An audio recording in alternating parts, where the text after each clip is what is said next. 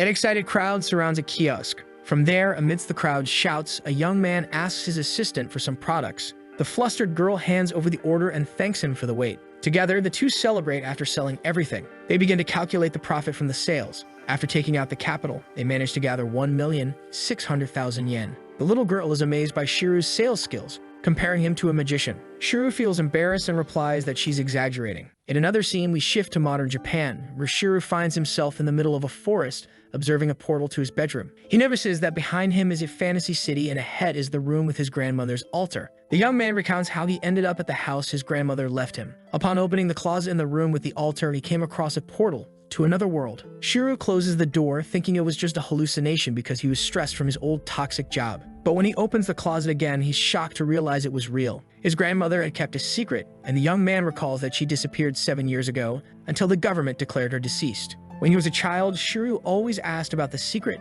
and she would say she'd tell him when he was older. The elderly woman passed away before revealing it, but next to a photo, she left a letter with some instructions. In the letter, she apologizes for not having told him and confesses that she was a witch from a world called Rufargio. In summary, she reveals that the closet had a connection to Rufargio, a world with magic and other powers. There were also fierce monsters and races beyond humans. The old witch left a ring that magically allowed him to understand the language of that world. She instructs Shiru to read 2 books that were behind the altar. He finds the ring in the books, but when he sees the writing, he can't understand anything. His grandmother's voice echoes in his mind, and the young man remembers to put on the ring. Excited, he realizes that now he can understand what is written. As he reads the book, a voice in his head informs him that he has gained the skill equivalent exchange. Shiru is startled and starts looking around for someone, but he realizes he's alone. Like in a game, he gains another ability, inventory. Thinking about what to do, the young man wonders whether he should go, but soon remembers his grandmother's words, saying he'd understand everything when he arrived. He decides to go the next day after preparing, and he says a prayer for his grandmother. The next morning, Shiru sets off, excited for his adventure. After walking for a long time, he arrives at a city where we see warriors, catgirls, and mages walking the streets. Excited by the city, he realizes the walk has made him hungry. A skewer stall catches his attention. Shiru, curious, asks what kind of meat it is, and the vendor replies that it's horned rabbit, costing only 3 bronze coins. The young man apologizes, saying he doesn't have the money, leaving the vendor frustrated. Thinking about the skewer, his mouth waters for the delicious treat. He remembers he has 4,200 yen left over from the convenience store change and wishes he could buy the skewers with yen. At that moment, a magic circle appears in his hand, and where yen had been, coins suddenly appear. The young man is impressed and runs to the food stall. He asks the vendor if the coin that appeared is a bronze coin, and the vendor confirms that it is. The vendor finds it strange but concludes that Shiru must be a foreigner. Shiru celebrates his equivalent exchange ability and orders 3 skewers. He devours the food hungrily, but is disappointed because the seasoning is nothing special. The young man begins testing by turning the coins back into yen. Realizing that with his ability he can convert the coins at any time, he concludes that he could get rich. He continues his tests, converting larger amounts and making a silver coin. Returning to the food stall, he asks if he can pay with that, but the vendor explains that there's not enough change. Shiru analyzes what happened and calculates his money. He leaves determined to explore the area until he reaches the market. Shiru is excited to talk to the people there, especially the cat girls. He notices that his modern clothes are attracting attention when a little girl approaches him offering flowers. She seems nervous and hesitates when Shiru asks the price. He thinks about the price and she gets even more nervous, lowering her offer. The young man chooses a yellow flower and pays the girl with 3 bronze coins, surprising her. He tells her that for that price, he'd like some information and asks her to introduce herself. The little girl says her name is Aina, and Shiru introduces himself to her as well. With the information from Aina, he discovers that the city is Manorich, a district of the Gilyuan Kingdom, and that there are 3 types of currency: bronze equivalent to 100 yen, silver equivalent to 10,000 yen, and gold worth 1 million yen. The average salary in that world was 8 silver coins per month, and few people had gold coins. Also, wasn't allowed to do business without government authorization, even for children like Aina. Shiru buys more flowers from the little girl, leaving her even more shocked.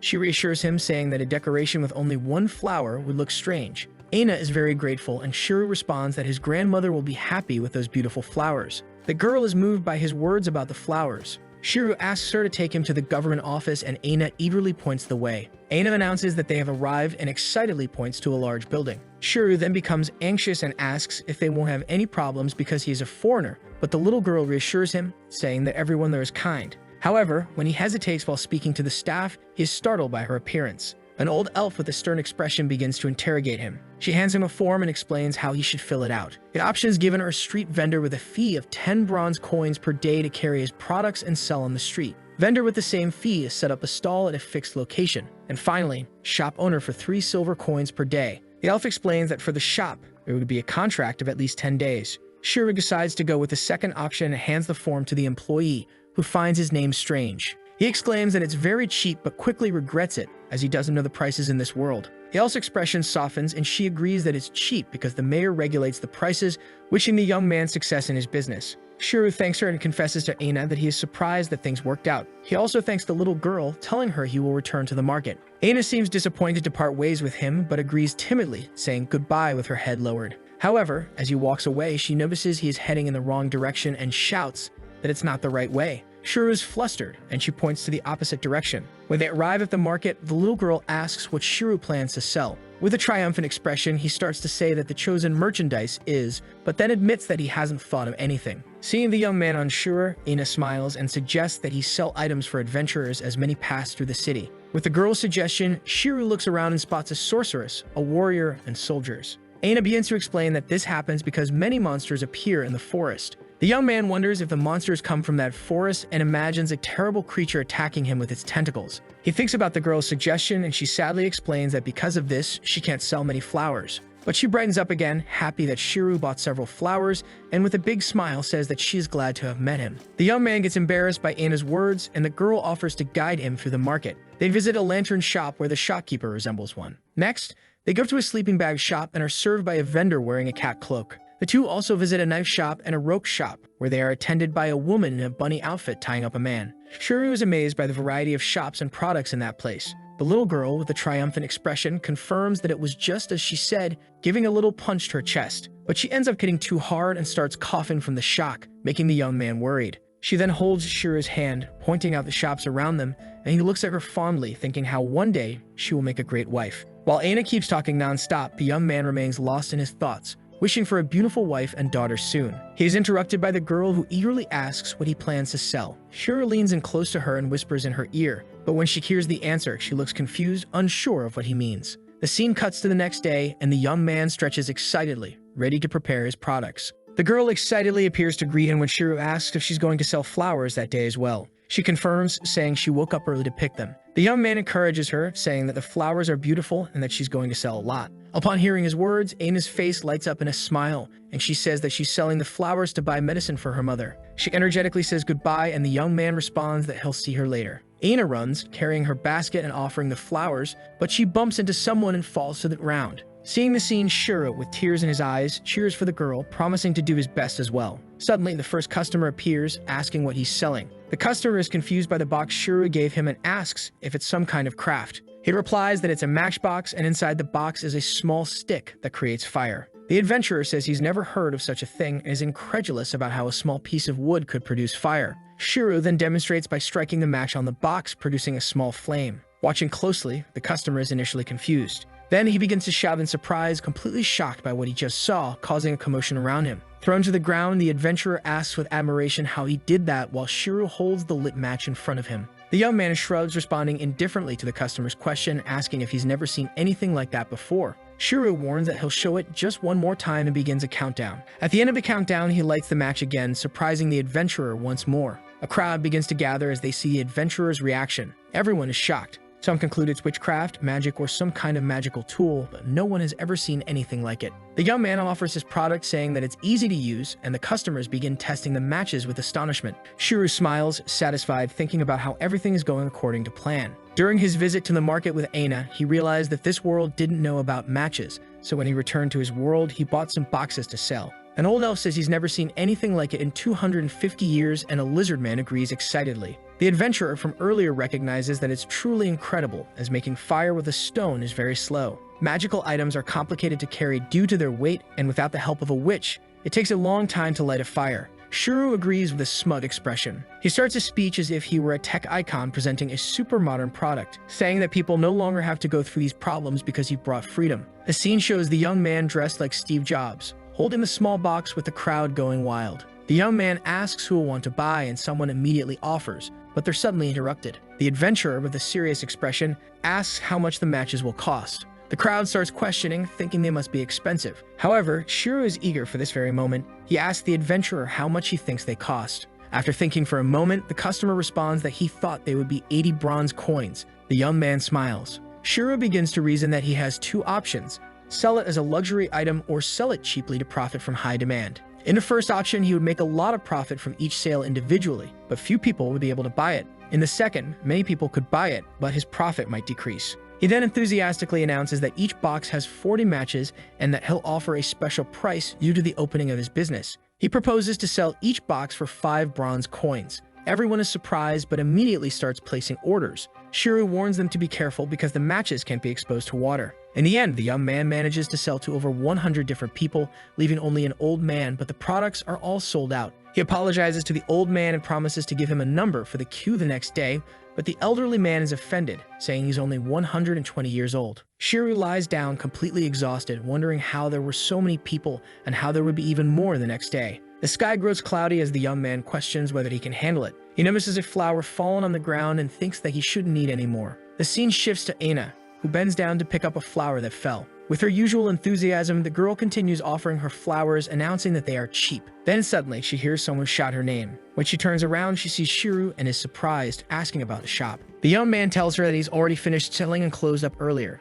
Aina is happy for him, but when Shiro asks about her, the little girl gets embarrassed and hides her basket of flowers. With a flushed face, she responds that she doesn't know, and as she wonders why the flowers aren't selling, tears start to well up in her eyes. Seeing that, Shiro asks if she's okay. She wipes her tears and reassures him, saying that she is. She then runs off, saying she's going to sell her flowers. The young man asks her to wait and grabs her by the arm. She looks confused, still with teary eyes, and he asks her to listen to him. The girl shouts loudly, asking what he said, and he asks her to help him the next day. She asks if everything is really okay, and Shiro tells her to stop, explaining that he's asking for her help because she can truly assist him. He says he will pay for her service, and the girl lowers her head. She then responds, beaming with excitement, that she'll take care of it because she's thrilled to work with Shiro. The young man thanks her, but Aina says it's not necessary because, in truth, she hasn't sold a single flower. Holding his hand, she says that she is the one who has so much to thank him for. As he watches Aina with affection, he thinks that because she gave such an honest thank you, he will have to work hard. Shiro asks if they can meet again the next day, and the little girl, still holding his hand, responds eagerly that they can. They say their goodbyes, and the young man looks around to see if anyone is watching them. After confirming that no one is around, he opens a portal to his world, as he didn't want to be discovered. He explains that the portal connected to the closet can be opened from anywhere, but worries about rumors spreading about it. The young man steps through the portal and returns home. As soon as he crosses the portal and arrives at his house, he checks his earnings. Using the equivalent exchange, he converts the money into yen and calculates that he earned 215,550 yen just from the sales of the day. He is stunned by the income, comparing it to the salary he used to make at his old job. Shiro thinks that if things continue this way, he'll never have to work again and imagines himself playing on various consoles and reading manga. But he quickly returns to reality and decides to prepare for the next day. The scene cuts to Shiro shopping at the supermarket, looking for where the matchboxes are. He finds them, but as he takes a closer look, he notices survival matchboxes that are resistant to wind and water. Exclaiming that he didn't even know these existed, he grabs several boxes, hoping to make a profit with adventurers. The supermarket cashier thinks it's strange and wonders if she's serving a crazy person.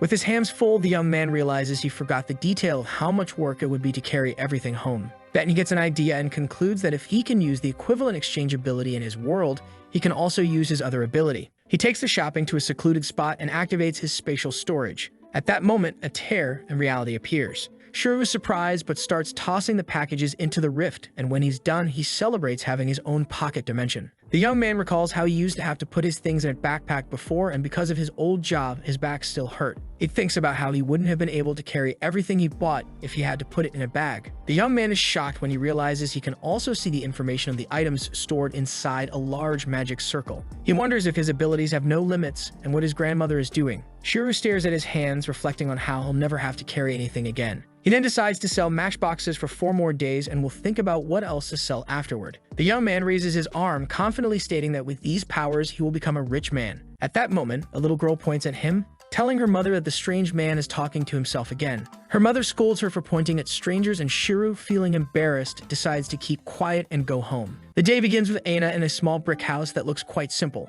The little girl says goodbye to her mother. We can see a vase with flowers on the windowsill, and the girl's mother is lying on her bed. The woman asks if Aina isn't taking the flowers with her. With a joyful expression, the little girl responds that she isn't, as she's going to help at Shiro's shop. Meanwhile, Shiro is at his grandmother's house in the real world. asking for the elderly woman's blessing in front of her altar. He then crosses the portal, excited to start the day. Aina walks through the city, smiling when Shiro catches up to her. He greets her and apologizes for being late. The girl says she just arrived, but Shiro presses her, and she ends up confessing that she waited a little while. After all, as she tells Shiro, the customers had already started forming a line. Only then does he realize that there were already several people around the shop. Aina turns to him, eager to start, but the young man replies that he still needs to set up a few things. At that moment, he notices that there were so many people waiting to buy from his shop that they were blocking the flow of the other stores. The young man concludes that this isn't good because he remembers his old job. At this point, another shop owner speaks to him about the line that had formed, and Shiro commits to organizing it. Upon paying closer attention, he recognizes that the man is actually the vendor from the skewer stall. The man greets Shiro and says he's heard about the matchsticks but couldn't believe it was actually him. Noticing that despite the line, no customers have been served,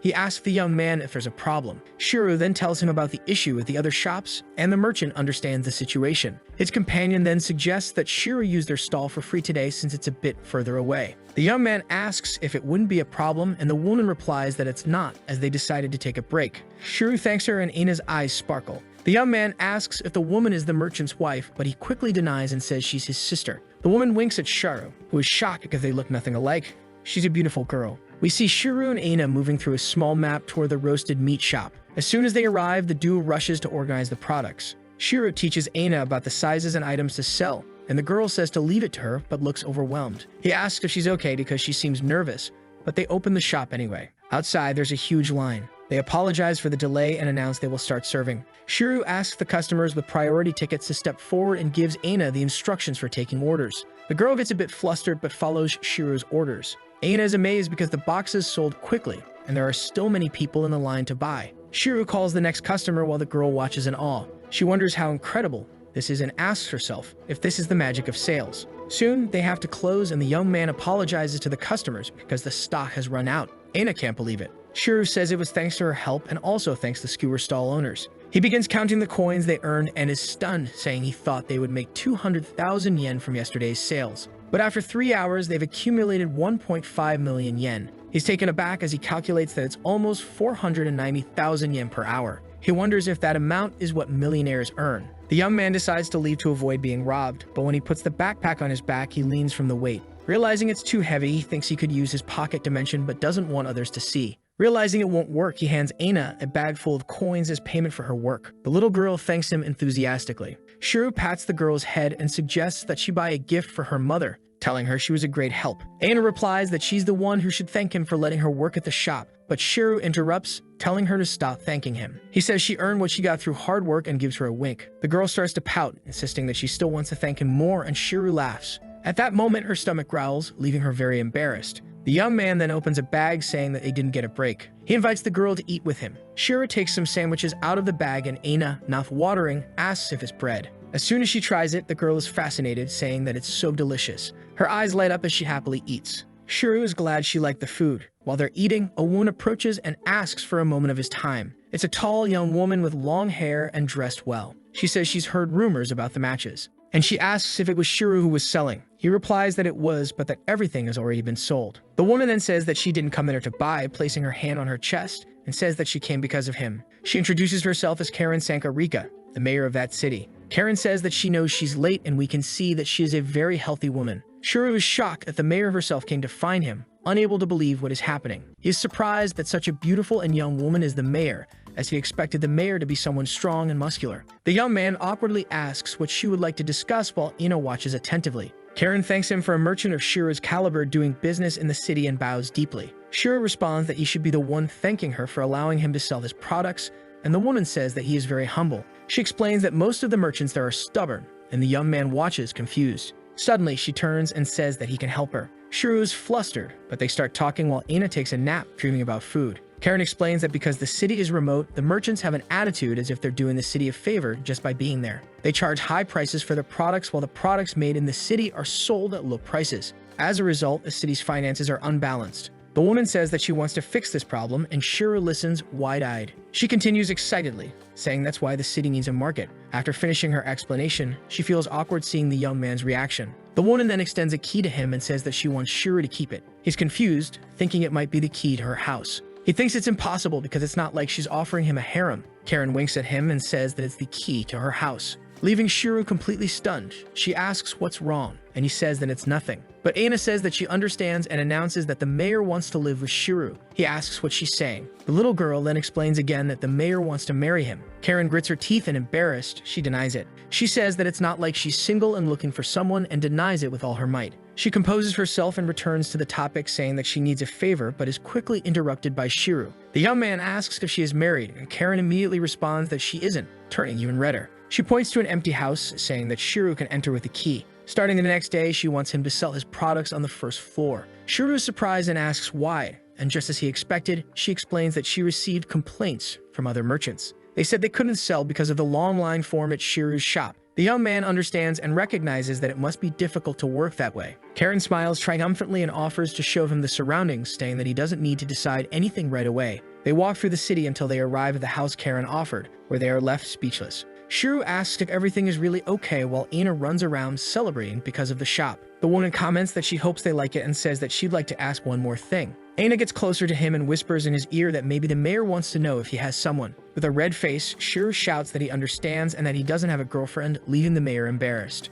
She responds, flustered, that that's not what she was going to ask. The young man says he was just joking, but Karen still blushes. The mayor then calms down with a serious expression, asks why he decided to sell his products in this city. She explains that it's a small town with only 500 inhabitants, and with sadness, she says that the young man could make more profit in other cities. Shiro acknowledges that she's right but responds that he likes it there, and that he's only been in the city for 3 days. He recognizes that Aina worked hard to help him in the shop, and that the mayor was very kind even though he isn't a resident. The young man tells her that because of that, he loves the whole city. The mayor is moved by his words, and her face fills with admiration. He then starts remembering the people he met in Minorich, and thinks that, although he's from another world and doesn't know any other cities, none of them is as friendly as that one. Karen places her hands on her heart and emotional, thanks Shiro for his words. Aina is stunned and tells Shiro that he made a girl cry. He then apologizes, saying it wasn't his intention. The mayor extends her hand to him and says that he can call her Karen. He shakes her hand and says she can call him just Shiro. Aina also introduces herself and they all shake hands.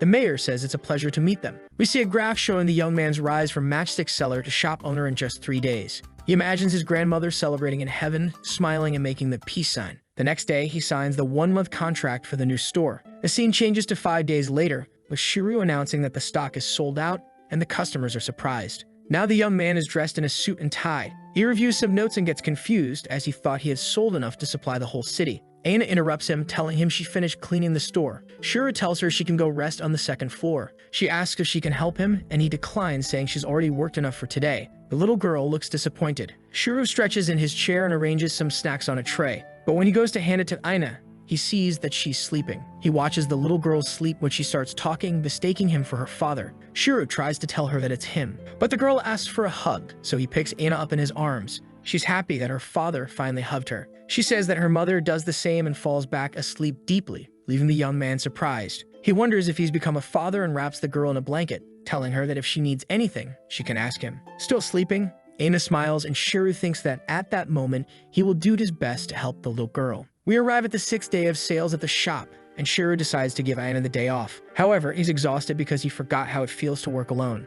At that moment, the mayor enters the shop and the young man informs her that he's out of stock again. She says it's expected of a seller like him. Shiro then explains that it's not the problem. It's that he's selling a quantity far greater than the population of the city. The mayor then says she heard rumors that some people have been reselling his products in other cities. He thinks that maybe he should limit the number of products per customer. Karen looks serious and says she came there to ask a favor, noticing the gravity of the situation. The young man invites her to the upper floor. He asks what the request is, but before answering, she asks if Shiro knows about the city's Adventurers Guild. The young man confirms, saying it's called Silver Moon, but the mayor didn't expect him to already be familiar with the city. Shiro explains that it's because many of his customers are adventurers. The guild is like an outsourcing company. They take requests from various clients and pass them on to adventurers who work as freelancers. The organization pays for successful missions, which are usually to kill monsters that harm the population, collect herbs and mushrooms for medicine, and much more. Karen then comments that since he already knows, it's easier. Silver Moon is the only guild in the city, and she starts talking about the guild master. Shiro interrupts, agitated because the guild master is the leader of the organization, a figure of great authority. The young man suddenly stands up, asking if something happened to the guild master.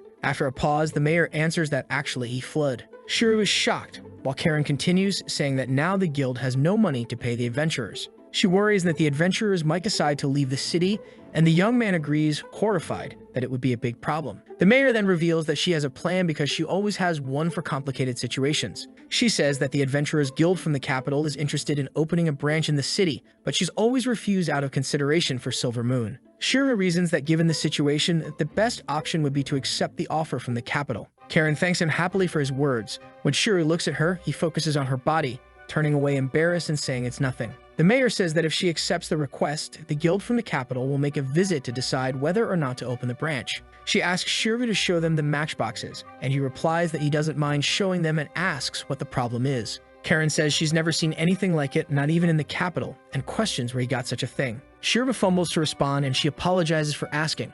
She says that if the young man has a monopoly on the product, the guild's interest will increase. The young man says he understands and that he needs to catch the attention of the capital's guild to succeed. The mayor feels awkward and Shiro reassures her, promising to bring something that will surprise even her. Karen says that he is very kind and timidly promises to return the favor. The scene cuts to the next day and Aina is back at work. She notices Shiro's worry and asks if everything's okay. He stretches, focused on bringing something that will attract the attention of the guild inspectors. Suddenly, he stands up decisively and tells the girl that he needs to go to Karen's house. When he arrives at the residence, Karen is speechless at Shiro's request. She asks if he's serious. Shiro confirms and says that he would like to be an adventurer, asking for permission to join them.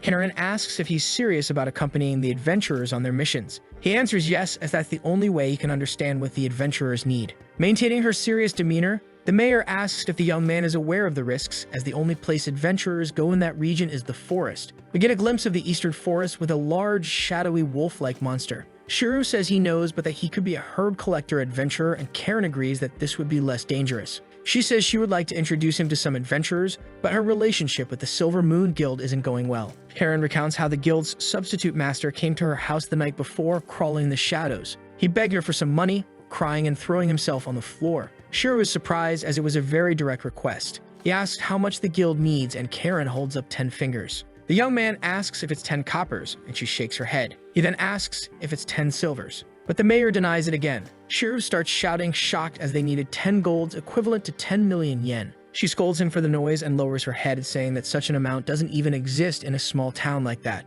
If it were only a tenth, she might have considered it, but it would soon be hard to ask the guild for help after rejecting their request. The mayor looks at the inkstand on her desk and decides to write a letter, handing it to Shiro, but warning him not to expect much. Shiro heads to the Silver Moon Guild, and when he finally arrives, he feels nervous because it's his first time there. Upon entering, he notices a huge mess, and immediately, an adventurer attacks him, knocking him to the ground. The warrior says that he's new blood there and should greet his superiors. Shiro tries to get up, saying that he's not an adventurer, but merchant. The adventurer continues to intimidate him, saying that since he's a fancy merchant, he should price his punch. Shiro sneaks away, thinking there's no way something like this could happen, and enters through a door. Upon entering, he asks for permission but looks around without finding anyone. Suddenly, he feels a presence. He asks who's there, noticing a counter in the room, and hears someone sobbing. He approaches and says that he has a letter from the mayor. The person seems unaware until the young man touches her shoulder. He asks for permission and says he needs to speak with her. A young girl with rabbit ears and long hair tied in a ponytail turns to attend to him. But she's startled because she doesn't recognize Shiro and shouts, asking who he is and how long he's been there. Shiro wonders if she's part of the guild, but the girl keeps shouting, questioning why he touched her. Still screaming, she asks if Shiro likes her or something. She threatens, saying that with just one word from her, the girl from the Silver Moon, she could summon 1,000 muscular men. And she imagines herself as a captain commanding a revolutionary army. Shiro snaps the girl out of her delusions, asking if there's no one else there. She responds that sometimes there is. Stubborn, the girl says that even alone, she's enough to defeat him, and waving her arms, claims that her punch can break rocks. The young man looks at her with a disappointed expression, thinking that she's going to be a handful. Shiro interrupts her again, asking where he can find the substitute master and requesting that the girl call him. She says she could, but it turns out that the guild's substitute master is her, leaving Shiro in disbelief. The rabbit girl named Emil recalls how she became the new guild master. The reason is that there were no other staff left besides her. There was another girl, but after the former master fled, she disappeared. Emil slams a bottle on the table and, completely drunk, reveals to Shiro that they were having an affair. The girl vents, saying that they didn't know she had discovered it, and that it all started with them kissing in corners. But in the end, they showed their love in the master's room. She begins to curse, wishing that they lose everything, get beaten up, and sold as slaves. The middle says that the former master smelled like a dog, and Shiro tries to console her, saying that she did her best. He asks if she's done venting, and she says that he's very kind for listening to her complaints for a full 5 hours. The girl begins to unbutton her shirt with a flushed face, intending to return the affection. But Shiro asks what she's doing. At that moment, Emil buttons her shirt back up and asks if he has something to do. The young man hands her the letter from the mayor, but upon hearing who it's from, Emil starts firing off a string of insults. Shiro wonders if his grandmother's ring malfunctioned because he couldn't understand. He says that she must have gotten confused. He tells her that the letter is from Miss Karen, the mayor of Minorich. But Emil continues insulting the mayor, calling her a foolish and cruel woman. She grabs the letter from Shiro's hands and says that if the letter is from Karen, it's better to rip it up and tear the paper into pieces. Shiro yells in shock while the girl says that things like love affairs and betrayals are the worst. Emil turns to him and asks what he has to do with Karen. She's upset because the mayor dismissed Silver Moon and invited another guild instead. That's why she thinks the mayor is extremely indecent. At that moment, Karen sneezes in her office. The girl laments, saying that even though she knelt at the mayor's feet, Karen didn't lend her 10 gold coins. While Emil curses Karen, calling her mean, Shiro tries to soften the situation by saying that it was a very large sum, and that Karen must have had other concerns. The girl then suddenly turns, confronting Shiro for defending the mayor so much. She questions if the young man is interested in Karen and tearfully confesses that she still loves the mayor and thinks of her as her best friend. Shiro thinks that one shouldn't insult people, especially a best friend. Emil wipes her tears, saying that without the money, the guild is doomed and she doesn't know what to do. The young man tells her that since she vented to him about her relationship with the mayor, he'll forgive her for tearing up the letter. Shiro offers a handkerchief to Emil and says he has a request for the guild. The girl stands up and adjusts her hat, asking what the request is. He tells her that he wants to accompany an adventurer on a mission, and Emil says she'll make the request. But it's not something that has been done before. The young man asks if it's hard to arrange, and she replies that she can only think of one suitable group. The group is made up of 4 high-level members, and therefore the fee will be quite expensive. She reveals that the group's name is Azure Flash. Around a campfire in the forest, there is a sorceress with long hair, a tall middle-aged cleric, a young warrior, and a cat girl. Emil starts calculating the fee carefully. Just as she's about to announce the amount, which would be exactly 36 silver coins, Shiro interrupts her without ceremony. Without hesitation, he places a heavy bag on the counter. Inside, there are a total of 100 silver coins. He asks if this amount will be enough. Then he adds that he can pay even more if necessary. Emil's eyes widen in shock. She doesn't hide her surprise at the unexpected sum. Without thinking, she asks a direct question. What does Shiro do for a living? Shiro answers straightforwardly. He says he's just a novice merchant. Then he asks if she can proceed with the negotiation. Emil takes a deep breath and confirms. She says that the amount is more than enough to cover the mission fee. Then she winks in a mysterious manner. Shiro, intrigued, watches her movements and is suddenly taken aback. He realizes that Emil is unbuttoning her clothes. Not understanding, he blinks a few times. The girl looks at him with a slightly flushed face. In a slow motion, she begins to remove pieces of her clothing. She approaches him, smiling. In a sweet tone, she confesses that, despite her appearance, she really likes rich people. Shiro averts his gaze, uncomfortable. A thought crosses his mind. He should have seen this coming. Emil, however, moves a bit closer. With a mischievous gleam in her eye, she asks if she can just call him Shiro. The young man immediately refuses. She laughs, tilting her head to the side. She says he's mean, but she doesn't mind. Then she says that closer people can call her Emmy. The girl shortens the distance between them even more. In a low voice, she whispers in his ear, claiming that Shiro is special. After all, he is very rich. Shiro's face turns completely red. With effort, he escapes from Emil's arms. His heart beats rapidly. Without looking back, he steps away, anxious. The only thought running through his mind is the meeting with the adventurers the next day. Shiro dives into his thoughts. He recalls the moments he's lived in this world since his arrival. He remembers the moment he discovered the portal inside the wardrobe. He also remembers the day he met Aina and everything that happened afterward. Events quickly unfolded until he ended up working at the shop provided by the mayor. The confusion surrounding the Silver Moon Guild crosses his mind. He recalls with a mix of curiosity and embarrassment his unexpected encounter with the substitute master, Emil. His train of thought is interrupted. Aina calls him back to reality. She seems concerned and asks if he's really going to close the shop for a while. Shiro nods and explains that it will only be for 3 days, during which he plans to live as an adventurer. Aina listens attentively and smiles. She seems to understand the situation and says it makes her happy because she also has personal matters to resolve. She turns to leave and Shiro notices something on her back, a small backpack. Worried, he asks if something is wrong. Aina reassures him with a gentle smile, saying it's nothing, and before she walks away, she asks him to be careful. After the farewell, Shiro heads to the guild. He stops in front of the large wooden door. When he reaches out to open it, he's surprised by a familiar figure. Emil suddenly appears and declares that she's been waiting for him, immediately urging him to come inside. Shiro hesitates, memories of the previous night flooding his mind. His face heats up and quickly looks away, visibly embarrassed. Noticing his reaction, Emil blinks and asks why he's scared. Before he can respond, she assures him that she won't eat him. She then changes the subject with a gesture, introducing a group of adventurers. silver rank, the pride of the guild. As Shiru observes the group members, he notices a young adventurer sitting on a nearby bench. The boy seems interested in the scene. Emil continues explaining, saying that this group will accompany Shiru on his mission, which will involve collecting special herbs. Two girls in the group stare directly at Shiru, and before Emil can introduce the leader, the young man who was sitting gets up. With an excited smile, he greets Shiru, saying it's been a while since they last saw each other. Shiru blinks several times, confused. He tries to recall the boy's face and suddenly recognizes him. That adventurer was the first customer to buy the matches. The boy formally introduces himself. His name is Lyre, and he's the leader of the group. Lyre then points to an older man dressed in clerical robes. His name is Rolf, and the man approaches, greeting Shiru with a friendly smile. He says he hopes they'll work well together. Lyre adds an important detail.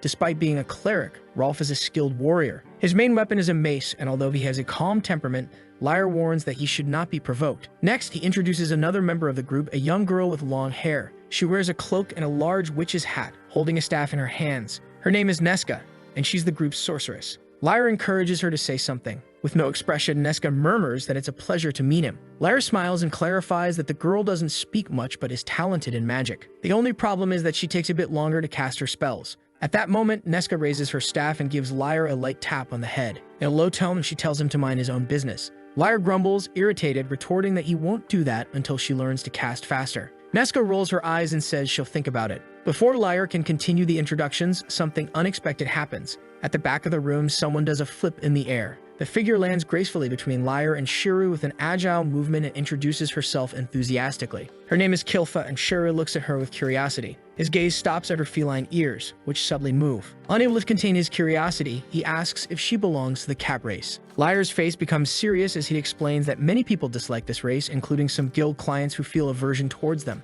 Kilfa looks at the leader and says she finds this very strange. Shiru, in turn, is outraged, wondering how anyone could hate such a cute race. Upon hearing this, Kilfa smiles and strikes a pose, saying his words made her blush. Lyre continues the explanation, proudly stating that she is the group's scout. Her main role is to ensure their escort, detect traps, and perform other reconnaissance tasks. Excited, Kilfa adds that she fights using a bow and dagger. Shiru says that's amazing, and Kilfa laughs confidently, saying he hasn't seen anything yet. Lyre looks at her seriously and adds that she's also the best at running away. The cat gestures with her arms, saying he didn't need to mention that part. The guild leader claps his hands and asks if they can depart. He looks at Shiru and questions if he's ready. Shiru exclaims eagerly that he is. Lyre likes the young man's cheerful tone and says that they're heading to the eastern forest. Aina walks up to a bar. She hesitates before opening the door, and then a man who had been drinking stands up and walks towards her. He recognizes her from another day and moves his hand towards the little girl's face, saying that, as promised, at that moment the door closes.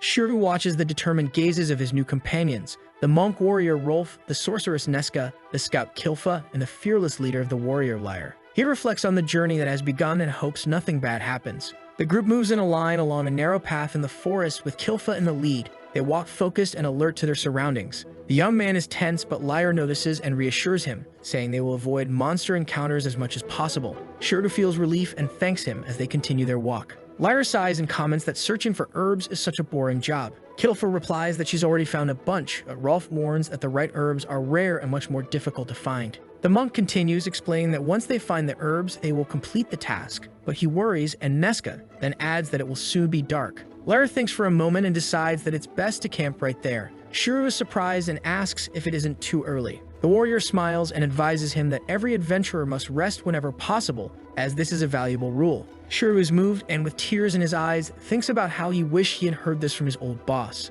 Lyra then orders them to prepare the camp. Shiru and Kilfa collect wood, and Rolf chops down some trees with his axe. Lyra starts the fire with matches he bought and tells Shiru that they're extremely useful. The cleric comments that they're grateful for the sponsorship, and Lyra jokes that he could make a fortune selling them in the capital. Shiru listens attentively and Rolf agrees, but warns that if the infamous Merchant Association finds out, he will be in trouble. Lyra laughs and says that the cleric's predictions are usually spot on. Shiru is amazed at the accuracy. Neska approaches, complaining about hunger. Lyra nods and calls the group to eat since they've been walking all day. Shiru watches as the sorceress devours a piece of bread. He looks at the menu, which consists of hard bread and dried meat. He wonders how even adventurers accustomed to the wild survive on such simple meals. Kilfa stares at him and asks if he's eaten yet. She then tears a piece of meat with her teeth and offers it to him. Shiru declines, thanking her, and says he brought something with him as he begins to open his backpack. Lyra watches curiously, and Rolf is completely shocked when he sees the packages Shiro pulls from the bag. The leader of the group can't believe it's food. Everyone looks in shock at the canned goods, instant noodles, and various cookies.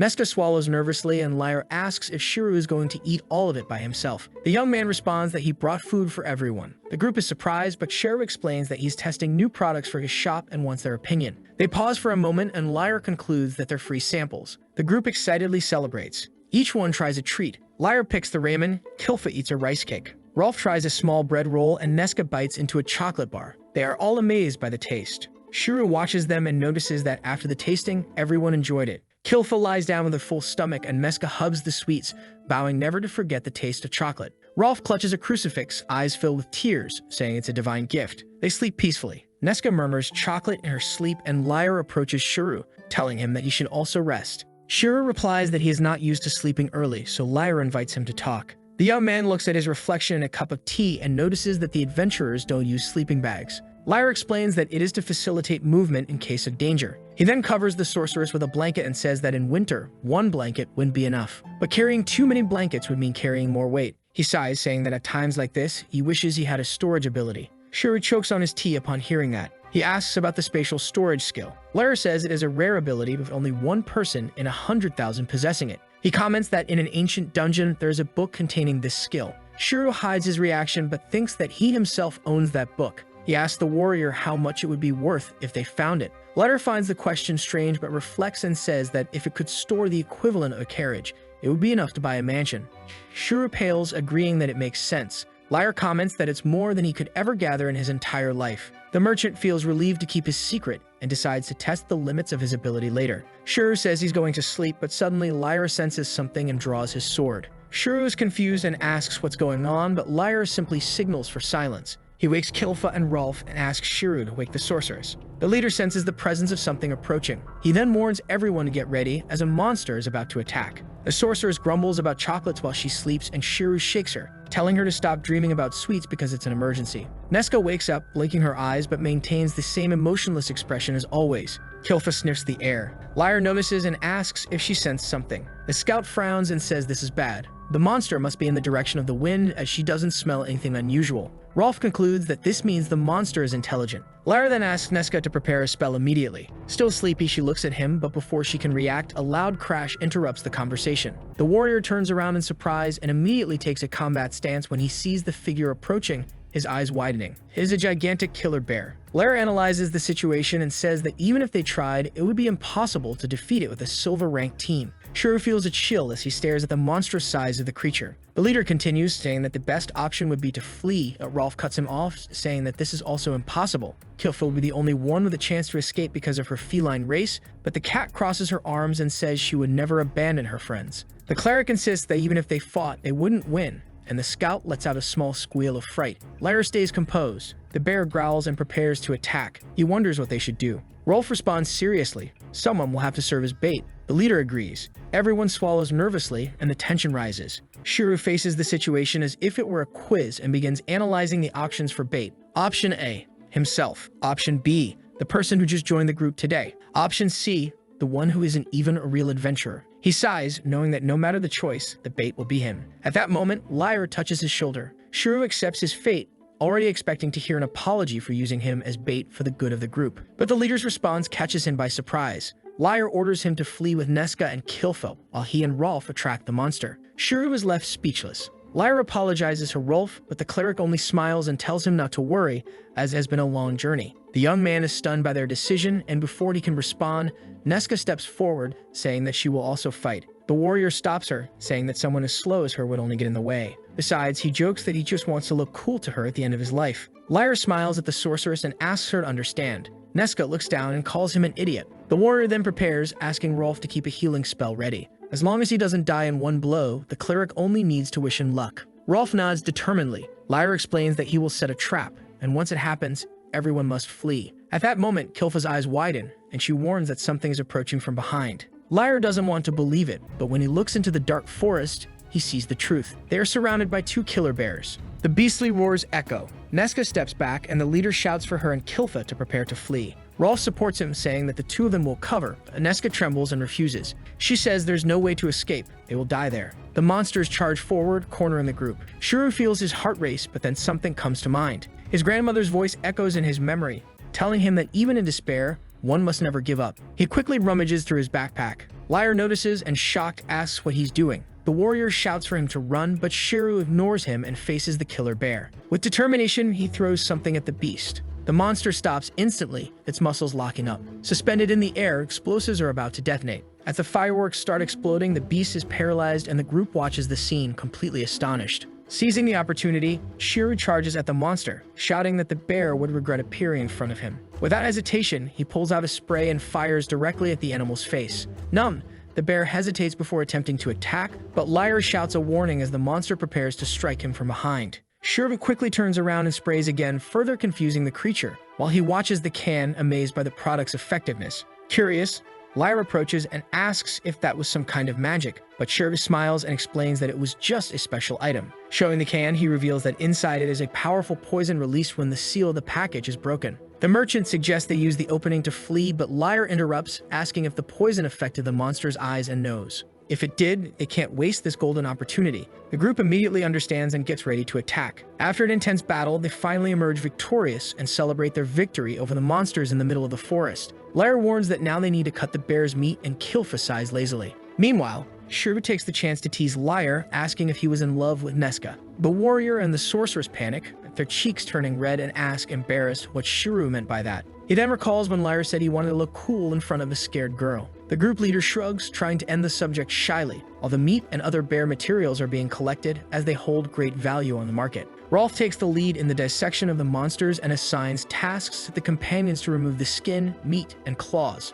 Kilfa, curious, asks what they would do with the bear's lower parts, and the cleric responds that the testicles can be used to make medicines. He then asks her to cut them, traumatizing Shiro with the scene. Lyre approaches Shiro with a serious expression, asking if he can ask something important, and tells him to abort the herb collection mission and return to the city. Pointing at the dead bear, he argues that the merchant would also prefer to go back to sell the materials before they rot, as they're worth far more than high-level herbs. To Shiro's surprise, Lyre says that half of the spoils belong to him because if it weren't for the item the young man brought, they would all be dead. Holding the spray can, he comments that the item must be extremely expensive, but Shiro reassures him, saying that the most important thing is that everyone is alive. The merchant's words touch Lyre, who smiles, moved, and praises Shiro's generosity. Meanwhile, Kilfa pauses for a moment, then suddenly launches herself at him, exclaiming that he's a great person. Shiro dodges the hug, and Kilfa ends up falling headfirst into a bush while Neska and the merchant watch the scene. The sorceress agrees, saying that she also thinks Shiro is a good person. Rolf adds that the world would be a better place if there were more merchants like him. But Shiro,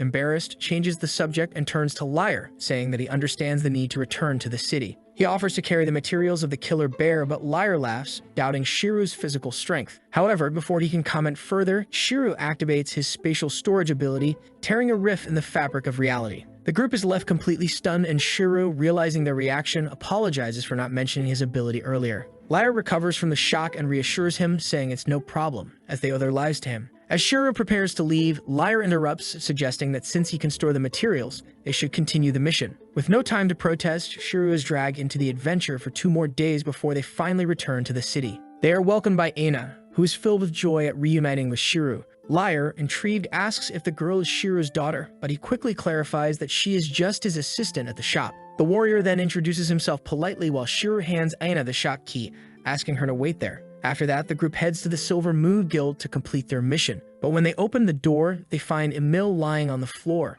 In tears, she begs a man to give her more time to gather the money. Shiro, who thought they would finish the mission without issues, is intrigued by the scene. The man shouts at Emil, saying she's been saying the same thing for months and this time he won't forgive her because he has waited too long. Shiro asks Lyre who that person is, and the warrior replies that it's Gerald, a materials merchant, a friend of the guild's former master. The young man approaches the man and introduces himself, asking if he has time to talk because he wants to understand the situation better. Gerald removes his hat and introduces himself, saying that he had loaned 10 gold coins to the guild, and because of the debts, he demanded the building as collateral. He extends a paper, which is the contract made with the Silver Moon Guild. Emil lowers her head while the man insists that if he doesn't get the money, he will take the property. He explains that in addition to the building, the surrounding land is also part of the property, and if he sells it, he can recover all of his investment. Gerald orders Emil to bring the property deed immediately, but she stubbornly refuses, saying she doesn't want to do that under any circumstances. The man asks why she insists on fulfilling her duty after being completely abandoned by everyone at the guild. He states it would be much better for her to give up on the guild as there is no longer any hope, but Emil raises her face with a serious expression.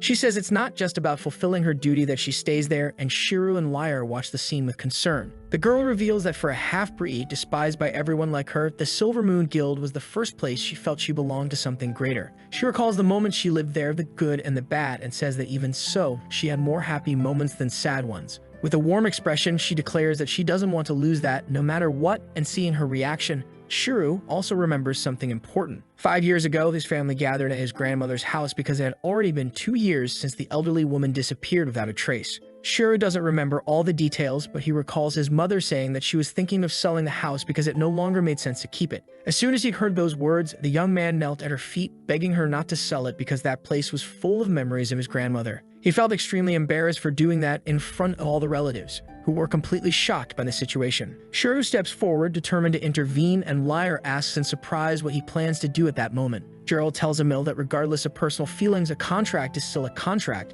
and she needs to fulfill the agreement. With no expression, the girl responds that she understands and takes the property deed from a drawer, ready to hand it over. Before she can pass the papers, Shiru interrupts her and asks if she could buy something right then. He holds up the killer bear's hide, and Gerald's eyes widen in disbelief as he immediately recognizes the rare material. Moreover, by the color of the hide, he realizes it is from an even rarer species than he had imagined. The merchant quickly asks if Shiru would sell the item to him, but the young man apologizes and declines, saying the hide is for the guild. Emil says she doesn't have enough money to buy the material, but Shiru responds that she can pay when she's able, without worrying. Lyra is moved by the situation, as Shiru always shows his kind side, and determined to follow his example, he also offers the same material. The warrior says that Emil can pay later, and the girl, stammering, accepts both of their favors with an excited and relieved expression. Gerald turns to Emil and insists that she sell him the hide, offering 32 gold coins, but she immediately refuses. With a grimace, she says the fair price is 36 coins, and the merchant swallows nervously, thinking over the value. After the negotiation, the guild's debts were completely cleared, and Emil still had 26 gold coins left. The bear's balls were also sold for 2 coins, bringing the total to 28 coins available for the Silver Moon Guild. Gerald says his goodbyes satisfied, stating that he's looking forward to the next negotiation and warns that Emil still had one last chance. The girl bows, thanking him for the help, and the group responds that her gratitude should be directed at Shiru since they only did what was right as adventurers. Soon after, Lyre mentions that they're still waiting for the completion of the mission, and Emil freezes, surprised by the comment. She turns to Shiru and asks if he is also there because of the mission, to which the young man simply responds by asking if he shouldn't be. Impatient, Emil tells him to leave, saying that his business there is already over, but Lyre protests, saying that the mission was to protect him, so he should stay. The girl waves her arms, saying he was fine, so it's better to drop it, trying to end the conversation quickly. The warrior presses her, asking if she had spent the mission's money, and Emil stammers, saying she would never do such a thing. Lyre demands that she make the payment immediately, and the group insists on the 30 silver coins for the service rendered. Shiru is intrigued by the amount, and Lyre explains that they couldn't charge cheaply, as it was a serious and important job. The young man responds that that isn't the problem, but that he paid 100 silver coins and asks if the extra 70 coins were a charge from the guild. The two stare at each other, and Emil tries to sneak away, but Lyre notices and quickly stops her, demanding an explanation. The sorceress summons a magical circle with her staff and threatens to set the rabbit girl on fire, while Kilfa crosses her arms, irritated with the situation. Even Rolf exudes a frightening aura, and Lyre snaps his fingers, saying he can't forgive her for what she did. The group attacks the guild master, who starts running desperately, trying to escape their fury, while Shiru sighs in relief. He thinks to himself that it was good he didn't bring Aina with him, and thanks his luck for discovering this side of Emil. Shiru finally returns to the shop and is greeted by Aina, who was cleaning the stairs. The girl brightens up and asks how the experience of being an adventurer was. The young man responds that it was incredible and asks if she wants to hear about his journey. The girl happily confirms, and he begins narrating everything that happened. In the end, he says it was a terrible few days, but Aina becomes excited, praising his courage for even defeating a killer bear. Embarrassed, Shiru explains that it was actually the Azure Flash group that defeated the bear. He just helped a bit in the battle. The girl insists that if he hadn't been there, they all would have been defeated. Suddenly, someone knocks on the door, calling his name loudly. When he opens the door, he comes face to face with Karen, and before he can react, she immediately hugs him, burying his face between her ample assets. Amidst tears, the mayor asks if he's okay, as she heard he had to face a bear during the mission. The young man starts to suffocate and Ina intervenes, warning Karen that he isn't able to breathe properly. Panicked, the mayor thinks his throat has been crushed and quickly releases Shiro, allowing him to catch his breath. He reassures her, saying to stay calm as the adventurers protected him, and Karen sighs in relief upon hearing that. More composed, she asks how the mission went and if he managed to get anything good during his trip with the Azure Flash. Shiro responds that yes, and he says that if the stock arrives on time, everyone will want to see it, as he hopes to surprise them with the new products. With a serene expression, the mayor repeats his words and tells him that he no longer needs to hide what he's really doing. She steps closer and whispers in his ear about his storage ability, asking if, instead of it being a skill, it's actually a special item. Shiro pales and tries to cover up, asking what she's talking about, but Karen just smiles, saying that he can't lie. She explains that although it's a rare ability, she's encountered other people who used it, and that's how she realized. Continuing, she says that from the first time she saw Shiro, she could smell it on him, and with no way out, the young man admits she was right. He asks if this was feminine intuition, and the mayor responds that it wasn't, as she just tricked him to confirm her suspicion. She confesses that she didn't know anyone else with this ability, she just found it strange that he had a large stock of matches from the start. Shiro takes a few seconds to process and suddenly shouts, shocked. Karen just laughs and pats him on the shoulder. She comments that in the commercial world, people won't always be honest, and you should be more careful with this information. The young man admits that he was careless and promises to be more attentive from now on, avoiding making the same mistake. Karen asks what new products he plans to sell, and Aina says she's also curious to know. With a mysterious tone, Shiro unrolls an item, leaving the mayor in disbelief that such a thing truly exists. Shortly after, Karen leaves and Shiro stretches, celebrating the success after 3 consecutive days of business. At that moment, Lyre enters the shop greeting Shiro and asking if the shop is doing well after the mission. Neska appears behind him and also greets the merchant with a discreet and friendly gesture. The warrior praises the shop's organization and Shiro responds, saying it was Aina who organized everything in the last few days. He observes them for a moment and notices that the sorceress is timidly tugging at Lyre's sleeve. By the way they behave, Shiro concludes that they've started dating and feels happy for the couple, but with a slight tinge of envy. Lyre mentions that he heard from Emi that the city will be visited by someone important from an adventurer's guild. The merchant confirms the information and Lyre says he hopes it's a reputable guild, but his words leave Shiro intrigued. He asks the adventurer if there are inappropriate guilds, and Lyre replies that yes, even high-level guilds can have a bad reputation. The warrior mentions Fang of the Venom Dragon and Devil's Trident, but says that the worst of them all is the Labyrinth Marauders. Nesta agrees and Aina looks shocked as she remembers that this was the name of the guild Karen mentioned earlier. Everyone falls silent for a moment, and Shiro asks if the mayor knew about the dark reputation of that guild. Lyre responds that maybe she didn't, as even though he's an adventurer, it's difficult to get that kind of information in such a small town. Shiro reflects on how there are no phones or social networks in this world, so the lack of information must be common. He worries if the guild that is coming will be problematic and hopes everything ends well, thinking about Karen's safety. Aina remarks on the guild representative's delay and asks if he might have gotten lost along the way. With a relaxed expression, Shiro responds that maybe he's dragging his feet along the way. The roads to the other city seem straight, but it might not be. Even so, Karen has been waiting at the city entrance since the previous day. The child says it would be good if he arrived soon, and Shiro agrees with her. Suddenly, a bell rings announcing the arrival of the afternoon. Shiro tells Aina they are done for the day, and the girl bids him farewell, as cheerful as ever. The young man holds the key, thinking that it's still early, but he has decided to close the shop. However, before he can lock the door, he hears knocks on the wood. When he opens it, he sees a girl with long hair wearing a uniform and carrying 2 swords. Her gaze is serious, but her voice sounds polite as she apologizes for the delay and asks to see the item. Shiro tells her to feel free and he quickly opens a matchbox.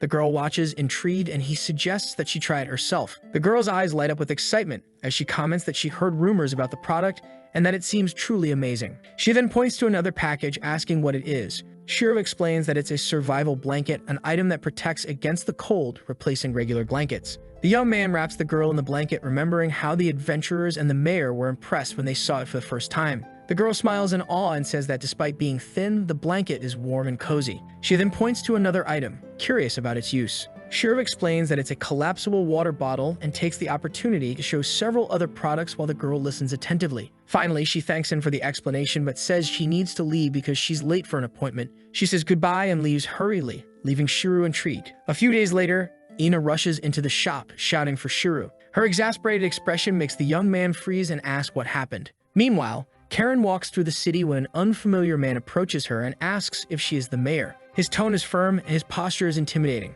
The man introduces himself as an inspector from the capital's Adventurers Guild, and Karen feels a chill as she realizes something is wrong. Shuru and Ina run toward the meeting point, and the young man feels that he will finally meet this man, but he didn't expect to be called so soon. The plan was for Karen to show the city and the market before taking him to Shuru's shop, but when they arrive at the location, the young man is surprised by the scene. Ina says that the mayor asked for him to be called urgently. Upon entering the Silver Moon Guild, he sees Karen, Emil, and the Azure Flash adventurers, all with serious expressions. A mysterious figure has his back turned to him, and Shuru wonders if that's the inspector. Karen approaches and whispers that he's difficult to deal with. She asks him not to lose his temper, even if the man says something unpleasant, but Shuru notices that the mayor is trembling. The young man smiles to reassure her, as he's dealt with ignorant people before and won't give in, no matter what happens. Karen watches him relieved and then turns to introduce Shuru to the guild inspector from the capital, Gabus. Her voice tries to sound firm, but there's tension in her words. The mayor says that Shuru is the pride of the city, and he introduces himself alongside Aina,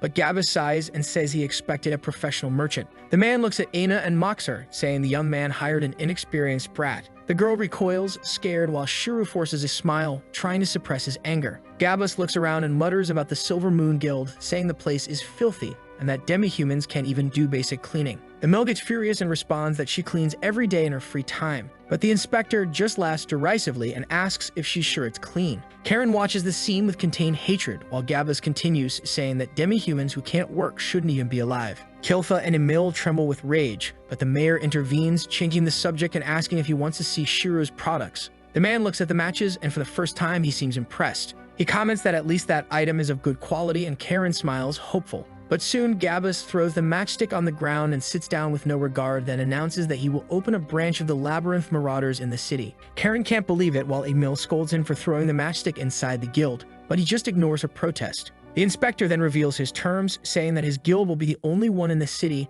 and that all the others should be shut down immediately. He stares at Emil and asks if she has anything to say about that weak and small guild. The rabbit girl tries to protest, saying that the name is Silver Moon. Gabus interrupts her dismissively and says it doesn't matter, as it would be best to just shut down the guild. Angry, Emil rushes at him, but Karen holds her back once again. The inspector continues speaking and demands complete tax exemption, as in that small city there wouldn't be any profit, and besides, he would need resources to build the new guild. Finally, he demands total priority in the sale of the matches, saying that all the stock from Shuru's store would now belong to him. The man throws some boxes onto the table with a smug smile, while Shuru stares at him, confused about his intentions. Gabus leans toward the young man and asks if he's really a merchant, saying he must be an idiot, calling him a fool. The inspector gets even closer and explains that he wants to buy all the match stock from the store. Karen tries to intervene, but he turns to her with an arrogant look and asks what she wants. The mayor responds that she can't accept the exclusive sales, even if it's for the city's growth, but Gabus laughs at her naivety. The man explains that Ninnorich has limited trade due to its distance from major cities,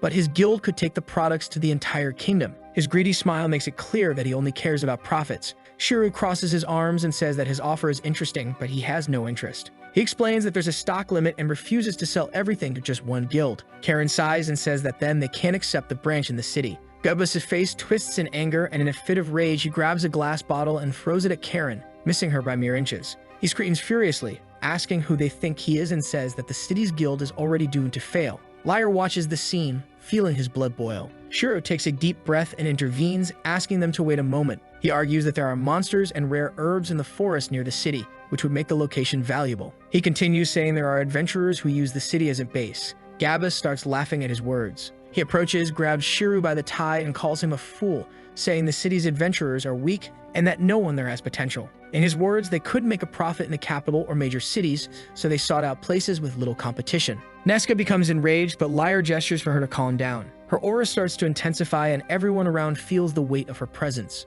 Gabus continues, saying that the value of this was ridiculous, infuriating the mayor and Emil. He presses Shuru, asking what he was going to do since opening a branch in Ninnorich would benefit the city. The future of the place is in Shuru's hands. The young man then asks for some time to think, but Gabus refuses, saying there's no time to spare. The inspector then smirks maliciously and points to Aina, saying that if Shuru accepted the deal, he could finally hire someone qualified in place of the little girl. The young man falls silent for a moment, then coldly asks what he just said. Gabus, believing he has finally convinced him, repeats his words. He says that he could replace the useless brat and the filthy demi-humans with real workers. At that moment, Shuru explodes, and his accumulated rage manifests in a decisive punch. His fist strikes Gabus squarely in the face, sending him staggering backward. Shuru shouts in fury and without hesitation charges at the man while everyone watches in shock. During the argument, Shuru feels a sense of deja vu, just like the day he quit the company he worked for. A boss had been provoking the new employee who admired him until Shuru lost his temper. Gabus's words sound like those of the young man's former boss, who lost control and with a shout,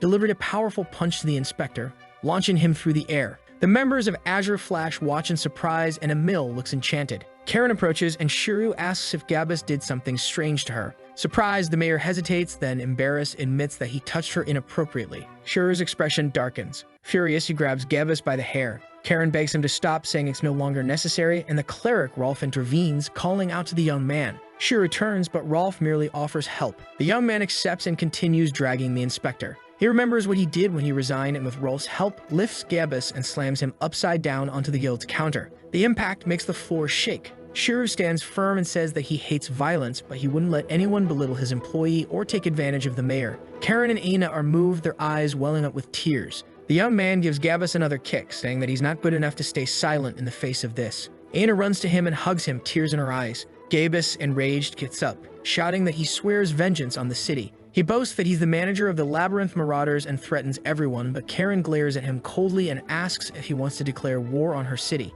The mayor continues, saying that if it comes to that, she'll inform the ruler of the territory, Marcus Basher. The inspector pales, stammers, and tries to backpedal. The inspector argues that if they give him priority in the sales of matches, he will ignore everything that happened. Shuru pulls on his ear harshly and tells him that he has his ears plugged because he's not hearing properly. The young man refuses to sell and warns him that if he tries anything, he'll destroy his guild. Karen and the adventurers watch, determined. Shuru shouts, asking if he understood, and Gabus kneels, begging for a price, but the young man responds that he will be more careful about who he does business with in the future. Gabus changes the subject and asks to negotiate the guild's branch, but Karen shrugs and refuses again. Liar starts laughing. He mocks Gabus, saying that his greed ended up with him getting nothing. The inspector yells for him to shut up. Furious, he insults Liar, calling him a weak adventurer, and the warrior grabs him by the collar, warning that it's better to keep quiet. Shuru asks him not to use violence, and Liar responds that the young man also hit him but gives Gabus a kick and says he's worthless. The warrior gestures with his finger toward the capital, and Gabus leaves, crawling away in anger. Liar, Emil, and Rolf say that they're not satisfied with just that,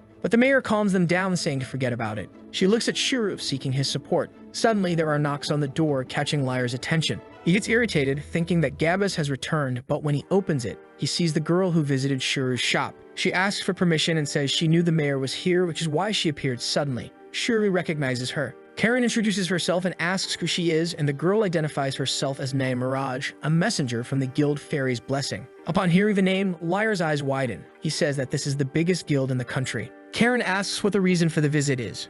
Nay smiles and says she wishes to open a branch of the guild in Nineric. With a determined look, she states that she came to ask for a favor. Nay maintains a calm expression while Karen observes her with suspicion, asking if she really wanted to open a branch of the guild in the city. Hidden behind Shuru, Emil looks at Karen and says that this could only be a trap, calling it a piece of advice from a concerned friend. Nay blinks for a moment and suddenly turns around, grabbing Emil's hands and asking if she worked at the guild. Her eyes sparkle with excitement. The rabbit girl gets startled, but before she can respond, Nay says she needed to speak with her as well. She says that if Silver Moon Guild joined hers, Emil's salary would increase significantly. Nay raises her hand above her head and promises a huge raise. Emil watches the movement with her eyes, feeling her heart race. With wide eyes, the rabbit girl asks if her salary would really go up. Nay confirms immediately, saying that she would earn 5 times more. Her confident smile made it clear she was serious. Emil jumps back, instinctively pulling away, but soon after, she drops to her knees before Nay. She declares that Silver Moon Guild would become a branch of Fairy's Blessing, her voice trembling with emotion. She grabs Nay's legs and begs the mayor to allow her decision.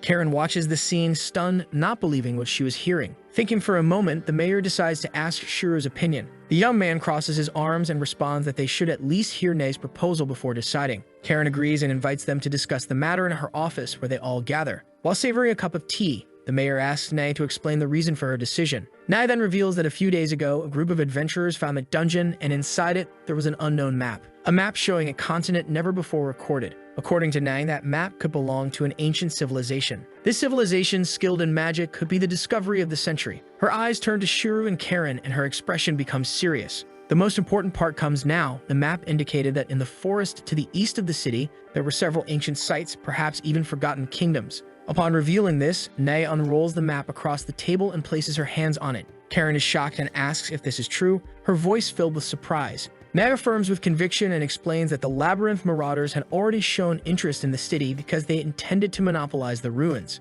She picks up a small figurine from the table and knocks it over, as if demonstrating their failure, since they tried to force their presence but were rejected by the inspector's unreasonable demands. Meg smiles and explains that unlike the Labyrinth marauders, her guild wanted to join forces with the city to explore the ruins fairly. After much analysis, they concluded that this city was the ideal base for this great mission. Because, in addition to its strategic position, there was one important factor. Curiously, Shiro asks what makes the city so special. Nai explains that the main reason was the existence of Silver Moon Guild, being the only one in the region. If they could absorb the local guild, they could convert it into a branch of Fairy's Blessing. Without the need to build a new building, they could start the exploration quickly. Moreover, there was Shiru's shop, which caught Nai's attention. His products were incredible and would make a huge difference in the new operation. With a smile, she bows and asks Shiru to consider opening a branch of his store inside the guild. Her determined gaze makes Karen gulp nervously. Suspicious, the mayor asks what Nai's conditions are in exchange for establishing the guild branch in the city. Her voice is firm. The girl looks confused and embarrassed while Shiru explains the situation caused by Gabus. Nai's eyes widen in indignation at all the demands made by him, even with permission to open the guild branch. Shiru adds that the inspector also insulted him, and Karen mentions the harassment she endured. Gabus was truly despicable. Still incredulous, Nai says that was unforgivable, but reassures Karen, explaining that with Emil's consent, they wouldn't need to build a new headquarters. However, they would need a safe space for an inn dedicated to adventurers. She assures that the salaries would be paid correctly and taxes would be charged in accordance with the city's regulations. Karen looks at Nai more carefully and confirms her name, then extends her hand with a small smile, saying it would be a pleasure to work with her. Nai shakes her hand with sparkling eyes, full of enthusiasm, thanking her for the trust and permission. Thus, Silver Moon Guild, which had been on the brink of bankruptcy, became part of the largest guild in the country. A few days later, Shiru's shop remains busy. One day, he serves a customer and calls Anna to fetch some large matches. But the girl doesn't respond. She stays still, looking worried. Shiru calls her again, but with no answer, he decides to approach and speak near her ear. The little girl gets startled and turns around, apologizing, asking if he needed the broom. Shiru sighs and repeats that he needed the large matches. Anna runs to fetch them, but soon gets distracted again. The young man starts counting coins and notices that her mind seems elsewhere. He calls her again, but when he notices her hesitation, he asks if something happened. Anna lowers her head nervously, her small hands trembling. Hesitating to speak, the girl falls to her knees, tears in her eyes, her voice breaking as she says that she needed money. At that moment, a pile of coins falls to the ground. Shira takes her hands in his and looks at her with relief, asking how much she needed. Anna hesitates and starts to apologize, saying she didn't want to cause any problems. Shiru looks at her kindly and gently pats her head, reassuring her. He smiles and tells her that everything is fine, that she doesn't need to worry because it was very brave of her to ask for help, and her courage was something admirable. The young man then asks if something happened with her mother, and Anna reacts clearly shaken. But before she could respond, Lyre enters, agitated, calling Shiru to eat. However, upon seeing the girl's expression, he apologizes for the interruption. Shortly after, Karen also enters, calling the young man to discuss the development of the city. But upon noticing the situation, she hesitates and also apologizes. Lyra asks if they should return at another time. She returns to Aina and asks what she thinks. The little girl wipes her tears and says that everything is fine and that everyone can stay there. With a smile, the young man looks at the others and decides to have a council to listen to her and help her. Lyra pats his chest, saying to leave it to them as Rolf is good with such matters. Karen also steps forward as the mayor, saying that if Aina had any problems, she could count on her. The little girl feels her eyes fill with emotion. Shuru adds that he also wanted to help, and the girl finally starts speaking through sobs, explaining that her mother was sick. At that moment, the girl's mother has a coughing fit in her house, and the flowers Aina had picked start to wilt slowly. Aina remembers when she was only 4 years old, living in a small house where she was very happy with her mother and father. She clearly remembers how they used to have meals together and how she would always sit next to her favorite teddy bear. But one day, everything changed abruptly when the city they lived in was suddenly consumed by war. Their home, once a welcoming place, was completely burned, and even her favorite toy turned to ashes. Meanwhile, her mother held her tightly in a protective embrace. Amid the rubble and destruction, her father appeared before her, bringing with him the little teddy bear, now worn and dirty. His expression was somber and full of sorrow. Losing everything they had was devastating, but for Aina, what hurt the most was seeing her father being taken away as a soldier. He hugged the girl and her mother tightly, promising he would return soon, then left, leaving the two of them completely alone. The war lasted only half a year, but the years passed and Aina's father never returned. When she turned 6, her mother told her they would have to move to another city, but the stubborn girl refused the idea. She feared that if they moved to another place, her father wouldn't be able to find them when he returned. Seeing her daughter's reaction, the mother couldn't say anything else and simply hugged her, crying. Aina was left speechless, not knowing what to do if soon after it left the city behind. They crossed several borders, walking for long days and nights until they finally reached Nanorich. The curious little girl asked her mother why they had come to this city. The woman replied that there would be no more war there and that she didn't want to lose any more important people. Life in a border city turned out to be extremely challenging, and her mother had to work hard in the fields. She gave up her own meals to ensure her daughter had something to eat, and over time, her body began to waste away and she became ill. Her mother always apologized to Aina, and this made the little girl start to blame herself for making her mother work so hard. At night, Aina would cling to her teddy bear, crying alone on the floor of her small room until, after shedding all her tears, she had an idea. Determined, she realized she needed to become an adult as quickly as possible. She put away her toy, looked at herself in the mirror, and left, determined to sell flowers. With the little she had gathered, she earned enough money to obtain the permit to sell in the city. Every morning, Aina would leave to sell flowers and only return at night, walking through the market with her basket of flowers, until one day she encountered Shiru. As soon as she saw him, her attention was immediately captured. He bought her flowers, and on top of that, he arranged a job for her. Thanks to this, Aina was able to provide more comfort for her mother, and this made her very happy. The little girl thanked the gods she knew and made a prayer full of gratitude. When she received her first salary of 10 silver coins, Aina already knew exactly what she would spend it on from the start. She hurried through the market until she found an adventurer who had once told her he had a potion capable of curing any disease. Without hesitation, the girl bought the potion, spending all her salary, and gave it to her mother, lying that she had received it from Shiru. The woman drank the medicine, and Aina was filled with expectations, but soon her hope turned into frustration. Even after consuming the entire contents of the bottle, her mother didn't improve at all. Desperation took over Aina, and her vision blurred. She couldn't think of anything other than a way to save her mother from the disease. She came to the conclusion that she needed money because, with enough money, she could take her mother to a big city, where there might be proper treatment. With this fixed thought in mind, Aina went to Shiru, praying to God that even if he hated her, he would still agree to save her mother's life. Gathering all the courage she had, she asked Shiru to lend her money, already preparing herself to be looked down on by him. But to her surprise, the young man did not mistreat her at all. Instead, he simply patted her head gently. And in that moment, Aina felt embraced like she hadn't felt in a long time. After listening carefully to everything that was said, Shiru took a deep breath and with an understanding look said he understood the situation. Aina kept her head down, her small shoulders trembling slightly, while her sad expression revealed the weight of what she was feeling at that moment. A momentary silence settled in the room, but suddenly, this silence was broken when Lyra struck the wall beside him with force, breaking a few bricks. His eyes burned with the fire of pure indignation, and his voice echoed with fury as he asked who the miserably wretched person was who sold that potion to Aina. He clenched his fists and began punching the air, showing his anger, swearing that if he found the one responsible, he would make them pay dearly for deceiving an innocent little girl. He said he would beat them 100 times in a row without mercy. However, before he could continue his outburst, Neska quickly approached and, without hesitation, struck Lyra on the head with her staff. Reprimanding him firmly, she asked him not to destroy other people's things. Meanwhile, Rolf walked towards Aina and crouched down to her level, his voice calm but serious. He said that although it was hard to accept, the potion she had given to her mother did not have the effect of curing diseases. The little girl lifted her eyes, confused, and asked what he meant by that. Then the cleric patiently explained that heal potions are only effective for treating external wounds,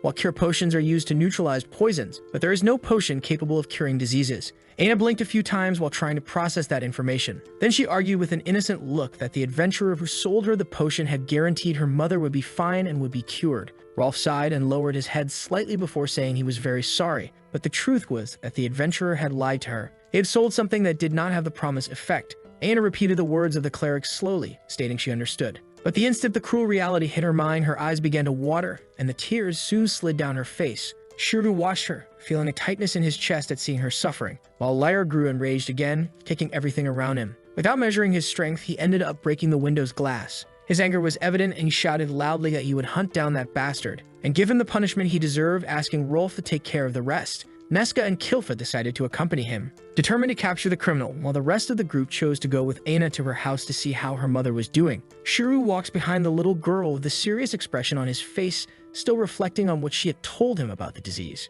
Karen also looks thoughtful as the pharmacist mentioned that it was the disease of a ruined life, and this made her reflect on the gravity of the situation. As they continue walking, Shiru calls Rolf to a corner and discreetly asks him about the disease. Rolf then explains that the symptoms consisted of a gradual weakening of the body, as if the limbs began to rot, and the person would lose all their strength. Some scholars had already tried to understand how the disease was transmitted, but so far its origin was completely unknown and the infected people could even die. Shiru feels a chill run down his spine as he hears this explanation, realizing the situation is more serious than he imagined. After some time walking, Aina points to a simple little house, and upon seeing it, Shiro can't help but think about how remarkable it was that the little girl left this place every day, located on the outskirts, to sell flowers and earn money for her mother. Aina takes a deep breath, gathering courage, and pushes the door open with a big smile, announcing her arrival. Her voice is full of energy and affection as she invites Shiro to come in. Proudly, she introduces him to her mother. The woman, who is lying on the bed, looks at the young man with a gentle gaze,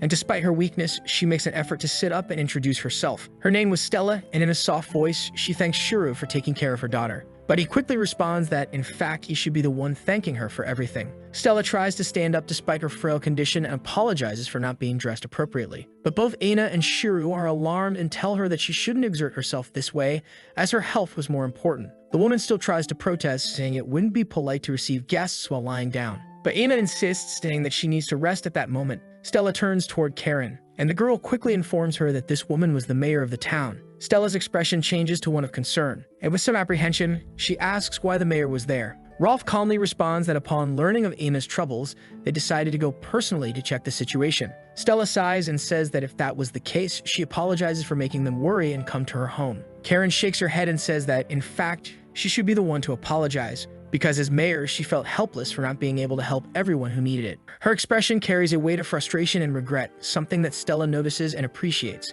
Despite not being from that town, she then turns to her daughter and asks since when she had become friends with the mayor and why she had never mentioned it before. Aina, with a sparkle in her eyes, responds that not only had she befriended Karen, but also Shiro and Rolf, and that besides them, there were still Lyre, Kilfa, and Neska, who were incredible adventurers. Stella looks at her daughter with a warm and tender gaze, asking if she was happy to have made so many friends. The little girl responds without hesitation, with a big smile that yes, she was very happy. Stella feels her heart warm seeing her daughter's happiness. Aina then asks her mother if she had eaten and suggests making soup for their guests. Stella says that if it were to cook, she would do it herself, but Aina insists, saying that there was no meat as she liked to cook and wanted to take care of everything. The girl then announces she will go to the river to fetch water, and Rolf offers to accompany her. Stella watches the scene for a moment and then makes a decision, asking Karen to step outside for a bit, as she needed to have a private conversation with Shiro. Once they are alone, Shiro looks at her, waiting for her to speak. Stella hesitates for a moment, but then, with a serious and determined expression, she finally reveals that she actually wanted to ask a favor of Aina. And then, looking into the young man's eyes, she asks if he could take care of her daughter in case something happened to her. Shiro is completely stunned by this unexpected question, and for a moment, he can't find the words to respond. Stella notices his reaction and sighs, apologizing for making such a sudden and perhaps even selfish request. But she knows her time is running out, and she can't stop thinking about Aina's future. Her gaze saddens as she asks if the little girl has already told him about the disease. The young man nods in confirmation, and then the mother quietly asks if her daughter cried when talking about it. Shiro responds that yes, but in reality, Aina had already been crying before she even started telling the story. Stella closes her eyes and takes a deep breath, visibly shaken, as it was something she had imagined for a long time. She knew how hard her daughter had been trying, even when she lost the ability to work and began relying on the girl to survive. It was far too painful for her to be a mother who couldn't do anything for her own daughter. But what hurt her most was seeing Aina forcing a smile just to avoid making her worried. However, in the last few days, Stella noticed a change, something different in the way the little girl behaved. While they were talking, Aina seemed to be genuinely enjoying herself, and that caught her attention. So one day, unable to contain her curiosity, she asked her daughter what was the reason for so much joy. The girl's response came with enthusiasm and a gleam in her eye. She said that now she had a very kind big brother, and she was so happy about it. In that moment, Stella understood something deep within. Looking at Shiro, she realized that he resembled Aina's father very much. And when she saw him walking through the door earlier, she had the strange feeling that the person who had left had finally returned. Shiro felt a tightness in his chest and apologized, saying that unfortunately, it was him who was there in place of Aina's real father, and he regretted that, but Stella smiled faintly and said he didn't mean to apologize, because that wasn't the point. What she wanted to say was that she felt happy, because thanks to his presence, she was able to remember her husband's face, something she had started to forget, and that memory brought her comfort. Her eyes started to fill with tears, and her voice trembled as she said that because of that, she was now sure that she would be able to find her husband more quickly when her time came. Shiro widened his eyes and asked what she meant by that. Stella sighed and with a serene expression answered that due to her current condition, her body wouldn't last much longer, and that probably there wasn't much time left for her. She struggled to get up and with a determined look, repeated her request to the young man, saying that please he should take care of Aina when she was no longer around. Because even though she was a strong and brave girl, deep down she was still a crying little girl and would need someone by her side to help her move forward. But before she could finish speaking, Stella suddenly lost her balance and her body weakened. Shiro reacted quickly and took a step forward, catching her before she could fall to the ground. For a moment, the two stared at each other, embarrassed by the unexpected closeness, and he asked with concern if she was okay. Stella, still dazed, nodded with a small gesture of her head, and then the young man helped her back onto the bed. At that moment, something caught his attention, and he decided to ask permission to touch her foot for a moment. The woman immediately blushed at the request. Her face grew warm, and her heart raced. But despite the embarrassment, she closed her eyes and consented hesitantly, not understanding the reason for such a request. Shiro observed closely and after a few seconds, confirmed that it was as he had thought. Stella opened her eyes and with a confused expression, asked what he meant. Then somewhat awkwardly but still nervous, she asked if by any chance he liked her legs. Shiro choked on the question, his face also turning red, and he quickly denied it, saying it wasn't anything like that. In fact, he was starting to understand the cause of the disease, of the ruined life, and maybe he had an idea of how to treat it. Stella widened her eyes, surprised, unable to believe what she had just heard. Until that moment, she had never considered the possibility of there being a treatment. And before she could hold herself together, tears began to roll down her face. She sobbed quietly because deep down she still didn't want to die. She didn't want to leave her daughter alone in this world when she was still so small and innocent. Shiro held her hands firmly and reassured her, saying that she wasn't going to die and that she could continue living alongside Aina. As soon as he figured out what to do, at that instant the bedroom door suddenly opened and Karen appeared, asking if the conversation was over. Right behind her, Aina and Rolf also entered. But as soon as they saw the scene unfolding before them, their eyes widened in shock, because the image before them was of Shiro, holding Stella's hands with a determined expression. Karen and Rolf are completely stunned, staring at the young man, unsure of what to think.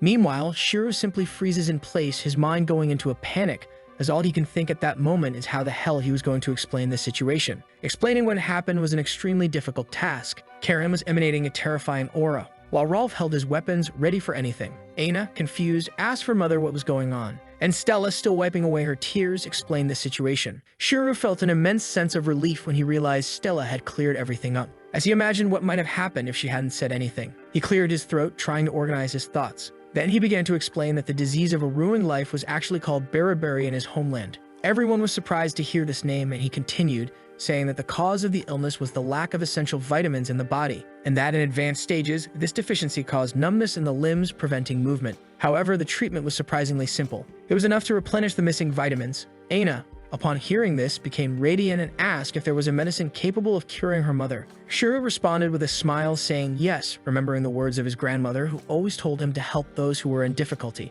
Determined, he activated his alchemy ability, converting his money into yen, and set off to buy the medicine. Sometime later, he returned holding a bottle of pills, explaining to Stella that although it didn't look the best, this medicine could cure her. The mayor and the cleric examined the bottle curiously, as they had never seen anything like it before. Stella hesitated and asked if the medicine was very expensive. Shiro simply smiled and said she didn't need to worry, as the cost had already been paid with Aina's smile. The woman tried to protest, but the young man was firm, saying that when he arrived in this town, Aina had helped him countless times, and now it was his turn to repay her. He then handed her the pill along with a glass of water. Stella accepted it with tears in her eyes, swallowing the medicine full of hope. Time passed, and a month later, the bell rang, announcing another day. Aina arrived home accompanied by Shiro, and when she opened the door, she was greeted by her mother. Upon seeing her standing, the little girl's eyes widened and she eagerly asked if her mother was feeling better. Stella smiled lovingly and said that even she was surprised because she felt incredibly well. Aina then ran to her, asking if they could sleep together as they used to, and Stella, without hesitation, replied yes.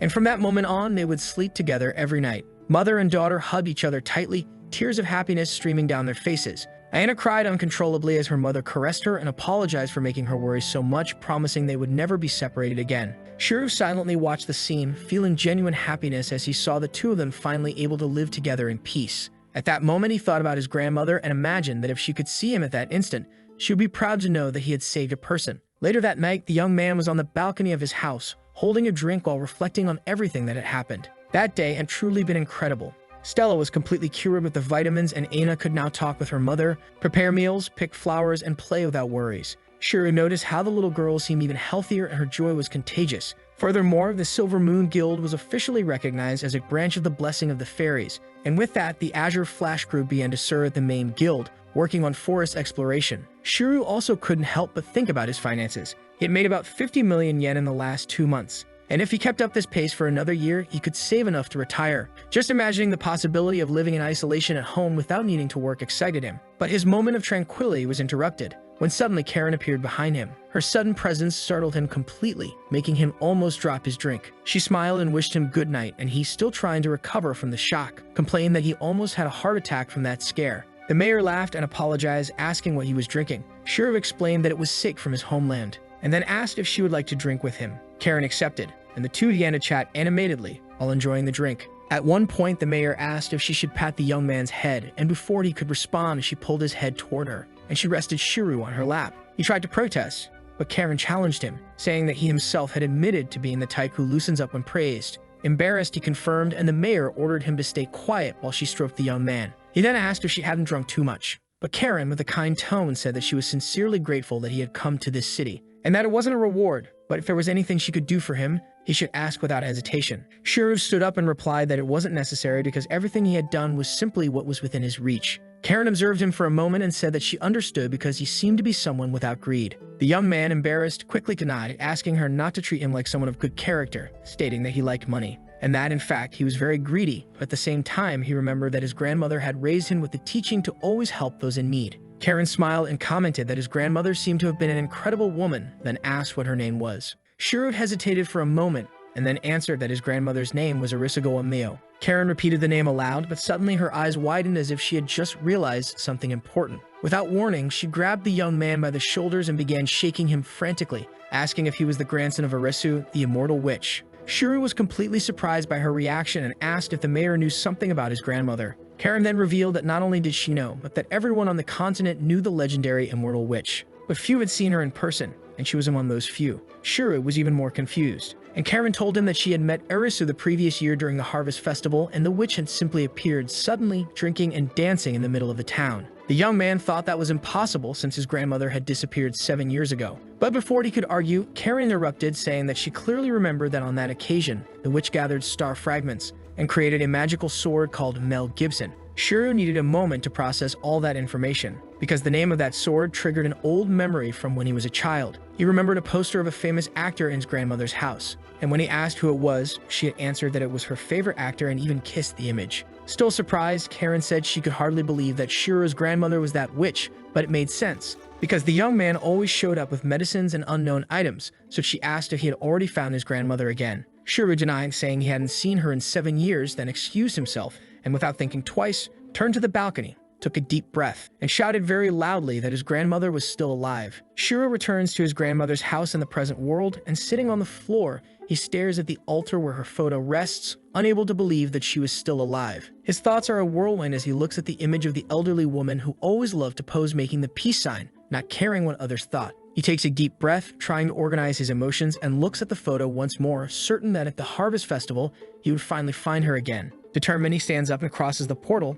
returning to the other world. The day before, when talking to Karen, he had discovered that his grandmother wasn't just an eccentric woman, but rather a famous and legendary witch. The mayor reflected on the elderly woman's disappearance and told Shiro that she understood his eagerness to find her, but it would be better if he stayed in Ninaric for a while longer because last year his grandmother appeared exactly at the Harvest Festival. Shiro was impressed when he realized that if it had happened once, it could happen again. And if his grandmother was someone who liked festivals, there was a great chance she would attend this year's event. Karen confirmed his suspicions and added that it would be a special festival because the city would be celebrating its 120th anniversary. As mayor, she was already organizing a grand celebration and invited him to help in some way. A few weeks passed, and Shiro realized that there were only 2 months left for the event. He liked festivals and didn't hesitate to accept Karen's request, but now he found himself in a dilemma, not knowing exactly what to offer. If it was food, there would always be other stalls, and food competitions didn't seem very innovative. Traditional festival games were also out of the question, because many would already be available, so he kept reflecting for a while,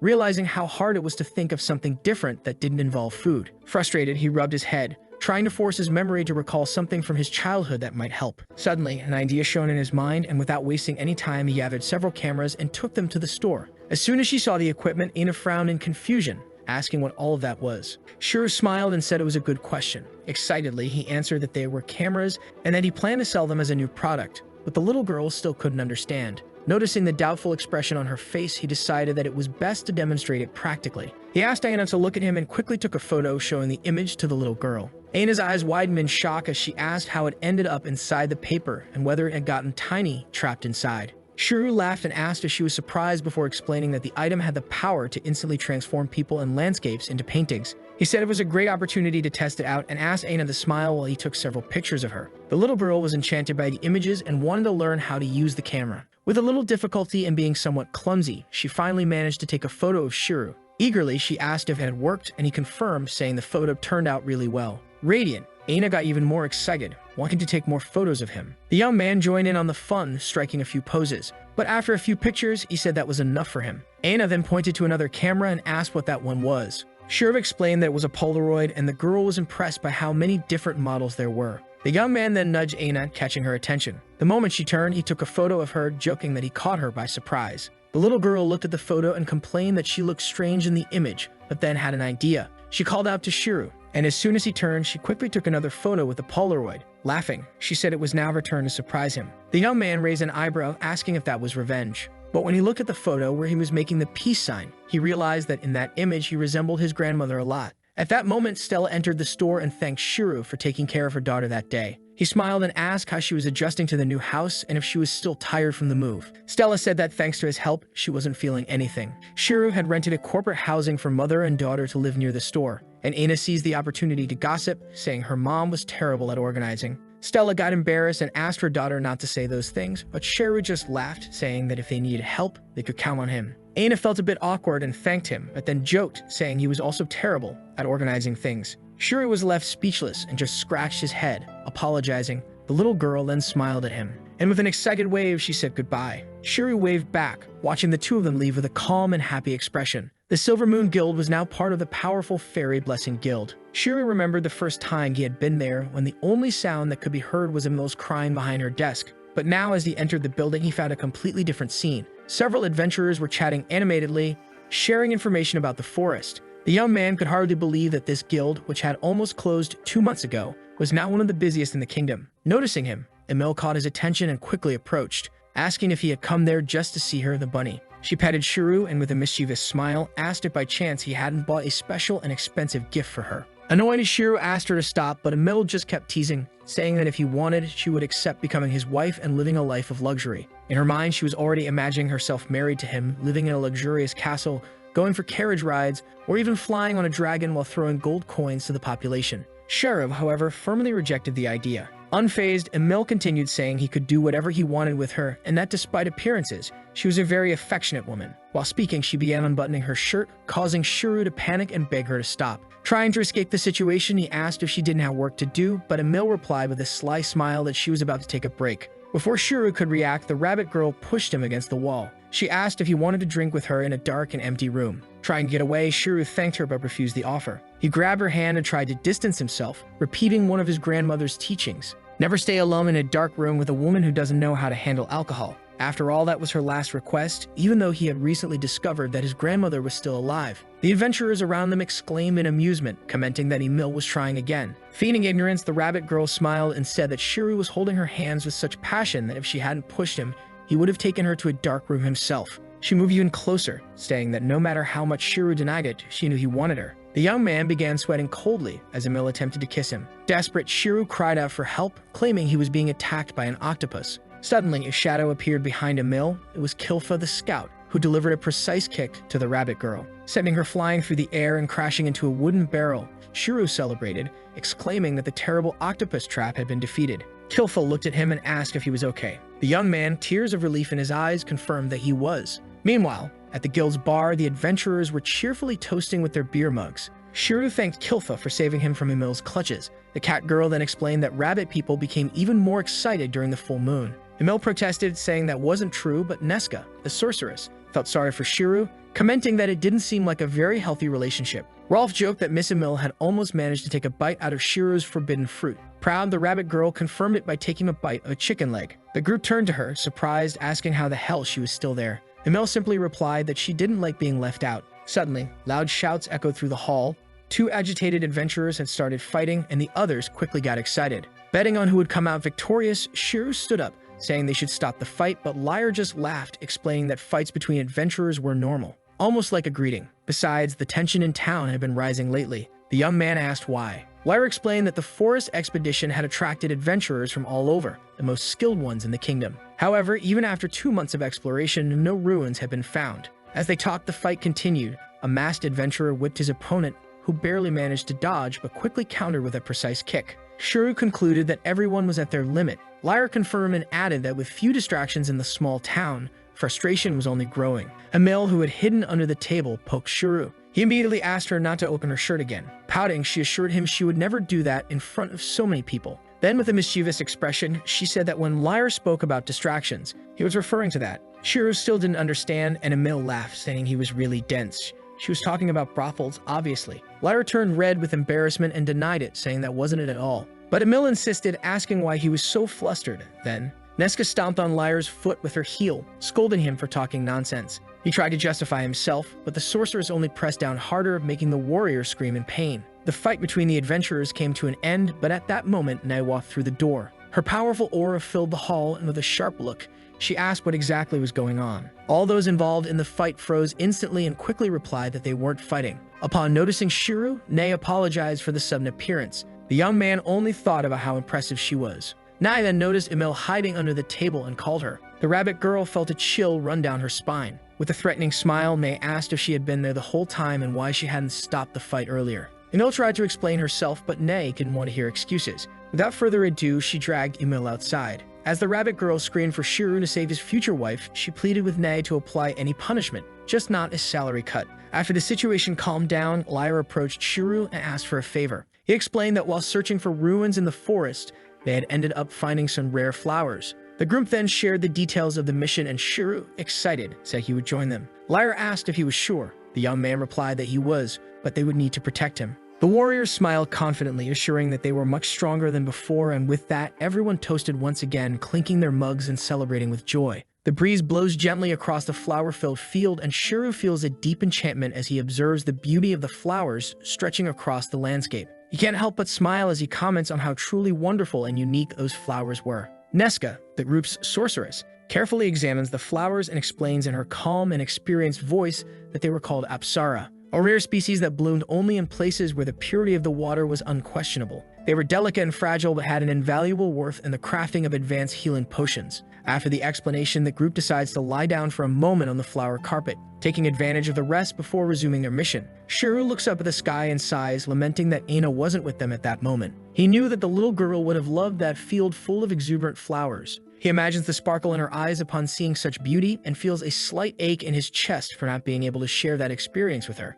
On the other side of the field, Lyra grabs the attention of the 3 companions, crossing her arms and observing them with a disapproving expression. The warrior comments in a playful tone that he had expected Nesca and Kilfa to take a nap as soon as they had the chance. But he admits he was surprised to see Shuru so relaxed and about to fall asleep. The young man hurries to apologize, explaining that after the long and tiring walk they had made, his body just couldn't take it anymore. All he wanted was a moment of rest. However, Lyra doesn't pay much attention to the excuse and emphasizes that they should finish the job before sunset. Only then could they rest as much as they wanted without any worries. The group had received this mission a week ago when members of the Azure Flash Guild first found those rare flowers. During the exploration, they realized that the Apsara were essential ingredients for making high-level healing potions. They were highly sought after by doctors and healers in the kingdom. However, there was a big problem. On the way back, the flowers wilted quickly, losing all of their properties before they could be delivered. Even with Nesca's care, who tried watering them and even used magic to preserve them, nothing worked. The group was about to give up on the mission when Lyra had a brilliant idea.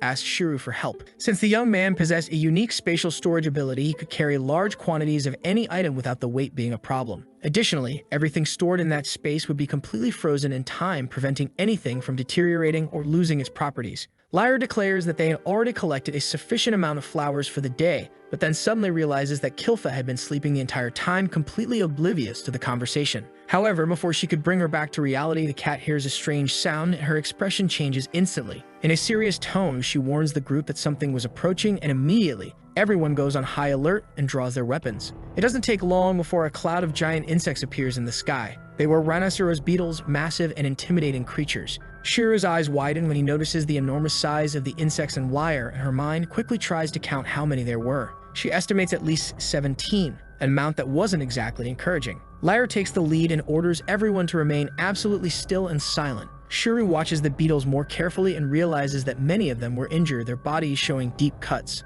Nesca, analyzing the situation, concludes that those injuries were caused by a wind-cutting spell. Rolf, the group's cleric, adds that judging by the consistency of the fluids dripping from the insects' bodies, the wounds were recent. Before they could discuss further what might have attacked the insects, Lyra yells, warning that the beetles had located the group. With no other choice, she quickly orders Rolf to protect Shiru, while Nesca begins preparing a spell. The sorceress responds immediately, saying she was already working on it, and with a swift movement, she shoots a powerful fire arrow from her staff. The impact causes several of the insects to fall, burn to the ground. Rolf positions himself in front of Shiru and warns that he would not allow anything to attack him. Kilfa, in turn, throws several sharp knives at the beetles, but to her surprise, the blades simply ricochet without causing any significant damage. Before she could react, she finds herself surrounded by the insects and screams, asking for Nesca's help. The sorceress, maintaining her characteristic calm, chants a new spell and releases an even more intense fire blast, incinerating a few more enemies. Shiru realizes that fire is the weakness of those insects and quickly comes up with an idea. He runs off, leaving Rolf worried. The cleric shouts at him not to do anything reckless and warns that the bear repellent he used earlier wouldn't work against those monsters. However, Shiru smiles and assures him that this time he had something different in mind. The young man pulls a small lighter out of his pocket and, holding a can of gas spray, activates both at the same time, creating a huge flame. The fire spreads through the air and directly hits the beetles, reducing them to ashes in a matter of seconds. He had improvised a homemade flamethrower. Shiru looks at his companions and warns them that this was extremely dangerous and that no one should try this at home. Still impressed, Lyra asks if that was magic. Before he could answer, Shiru signals for Rolf to finish off one of the remaining insects. The cleric follows the order without hesitation and strikes the monster with his powerful mace, crushing its hard shell. Only 6 enemies remained. Lyra, with optimism, says they were almost winning. However, at that moment, the beetles begin to gather and direct their attack at Nesca. Shiru prepares to use his improvised flamethrower again, but realizes that the sorceress is too close to the insects. If he fired the flame, it would hit her too.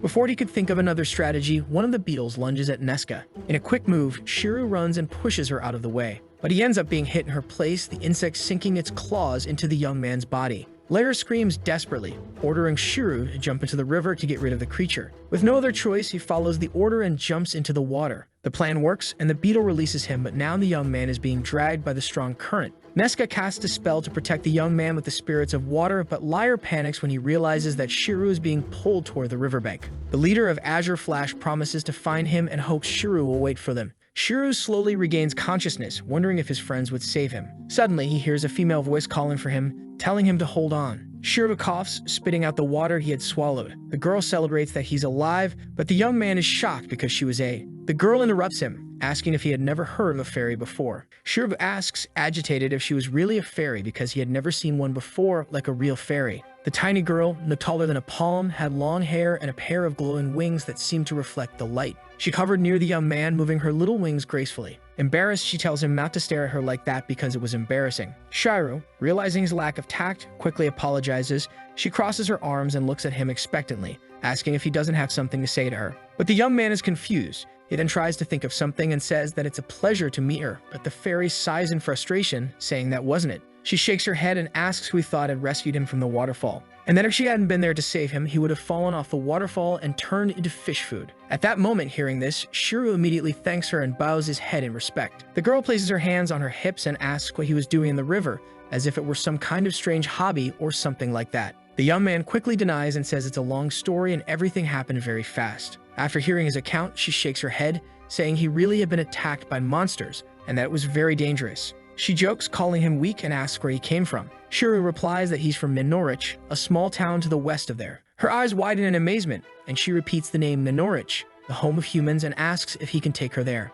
The young man looks at her, surprised, and asks why she's so curious, wondering if she's ever been to the town before. The fairy pouts and asks if that's a no. Shiru scratches his head and says he can take her, but first he wants to know if she knows anyone in the town. The fairy then smiles and says that yes, she knows a human guy. She describes him excitedly, saying that he was a bit taller than Shiru, had beautiful eyes and a cool smile, and his eyes and hair were the color of the sky. She eagerly asks if Shiru knows him, but the young man responds that just because they are the same race doesn't mean all humans know each other. And then he asks what his name was. The little fairy becomes thoughtful and shakes her head, admitting that she didn't know how to answer. She says that before meeting Shiru, that human had been the only one she had encountered, so she simply called him human. Shiru reflects on that and thinks that he could have been a hunter or perhaps an adventurer. The young man comments that the way she speaks about him is almost a bit romantic and asks if she and the human she spoke of were a couple. The fairy gives him a light tap on the forehead and makes a face, asking if he was an idiot. She says there was no possibility of a fairy and a human having that kind of relationship, so they were just friends. Good friends, though. Shiru smiles and comments that they must be best friends then, and the fairy confirms without hesitation that they were. The young man thinks for a moment and asks if she was familiar with the forest, as she seemed to know the area well. The fairy answers yes, as she had been born and raised in the Hyena forest. Shiru sees this as a great opportunity and proposes a deal. If she guided him through this part of the forest, he would take her to Ninorich, and asks what she thinks about that. The fairy's eyes shine with joy as she asks if he was serious and if he would really take her to the city. She accepts the proposal without hesitation, saying she would even protect Shiru along the way and tells him to watch her technique. The girl then raises one of her hands and performs a wind cut, powerful gust that knocks down even a few trees around them. Seeing the power of her attack, Shiru is shocked, his eyes wide open. He asks if that was really necessary. The fairy places her hands on her hips, saying that she wasn't very good at controlling her magic, but who cared about that, as the most important thing was that she was really strong. To prove it, she flexes her arm muscles as if showing off her strength. She proudly tells him that a group of rhinoceros beetles had attacked earlier, but she scared them off all by herself. Remembering everything that had happened, Shiru realizes that she had been the one responsible for the injuries to the insects. And then he says that finally the pieces of the puzzle were coming together. Shiru extends his hand to her and says that they had a deal. He formally introduces himself to the fairy. The girl puts her hand on her chin and shakes her head, saying that she thought his name was strange, but accepts it. She then introduces herself as Patty Follilu. Shiru smiles and replies that from now on, he would be her commander. But Patty crosses her arms and pouts, saying she didn't like that and that it would be better if, from that moment on, Shiru called her Chief. The young man laughs and responds, "Yes, Chief," playing along. Patty then smiles, satisfied, and asks him to say it again. Shiru says loudly, calling her Chief, and the fairy gets excited, spinning in the air around him. Shiru observes her reaction and asks if she liked that Chief. But Patty furrows her brow and asks why he was speaking like that. The young man jokes that that's how lackeys speak, but annoyed, Patty says she didn't like it, so he should stop. He then suggests calling her Captain, but she retorts, "No way." Shiru returns to joking, calling her Milady, and that as her servant, he would do his best to fulfill her requests as a way to repay her for saving his life. But she says she didn't like that either.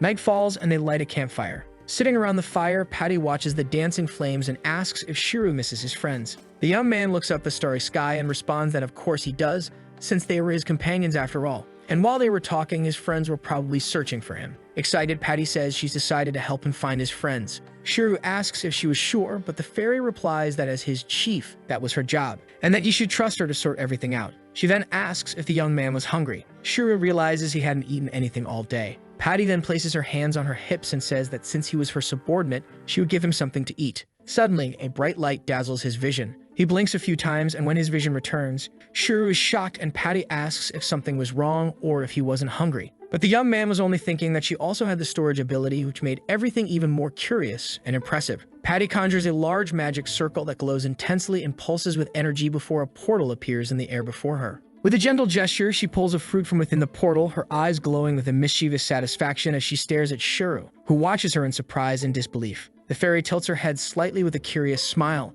asking if he had never seen anyone use the inventory skill like she does. The young man feels his heart race with the shock of realizing that Patty also possessed this ability, something he thought to be rare and exclusive. He tries to formulate a question, but before he can say anything, the fairy begins explaining in an excited and slightly proud tone. Among fairies, special abilities are extremely common and many have the very same capacity. The ability to store items within a personal magical space. She continues to rummage through her inventory, turning the invisible contents inside out, and pulling out various objects with a thoughtful air until she finally finds a small, shining glass bottle containing a golden liquid that shimmers in the light. With a mischievous smile, the fairy offers Shiru a sip of that special mead she herself had made. Her voice sounds light and confident as she claims that the drink will warm him up and help him relax. Shiru hesitates for a moment, but the sweet, inviting aroma of the mead is irresistible, so he brings the bottle to his lips and takes a sip, feeling a comforting warmth spread through his body and a wave of intense pleasure take over in an instant. He exclaims in surprise, saying that the mead was unbelievably delicious.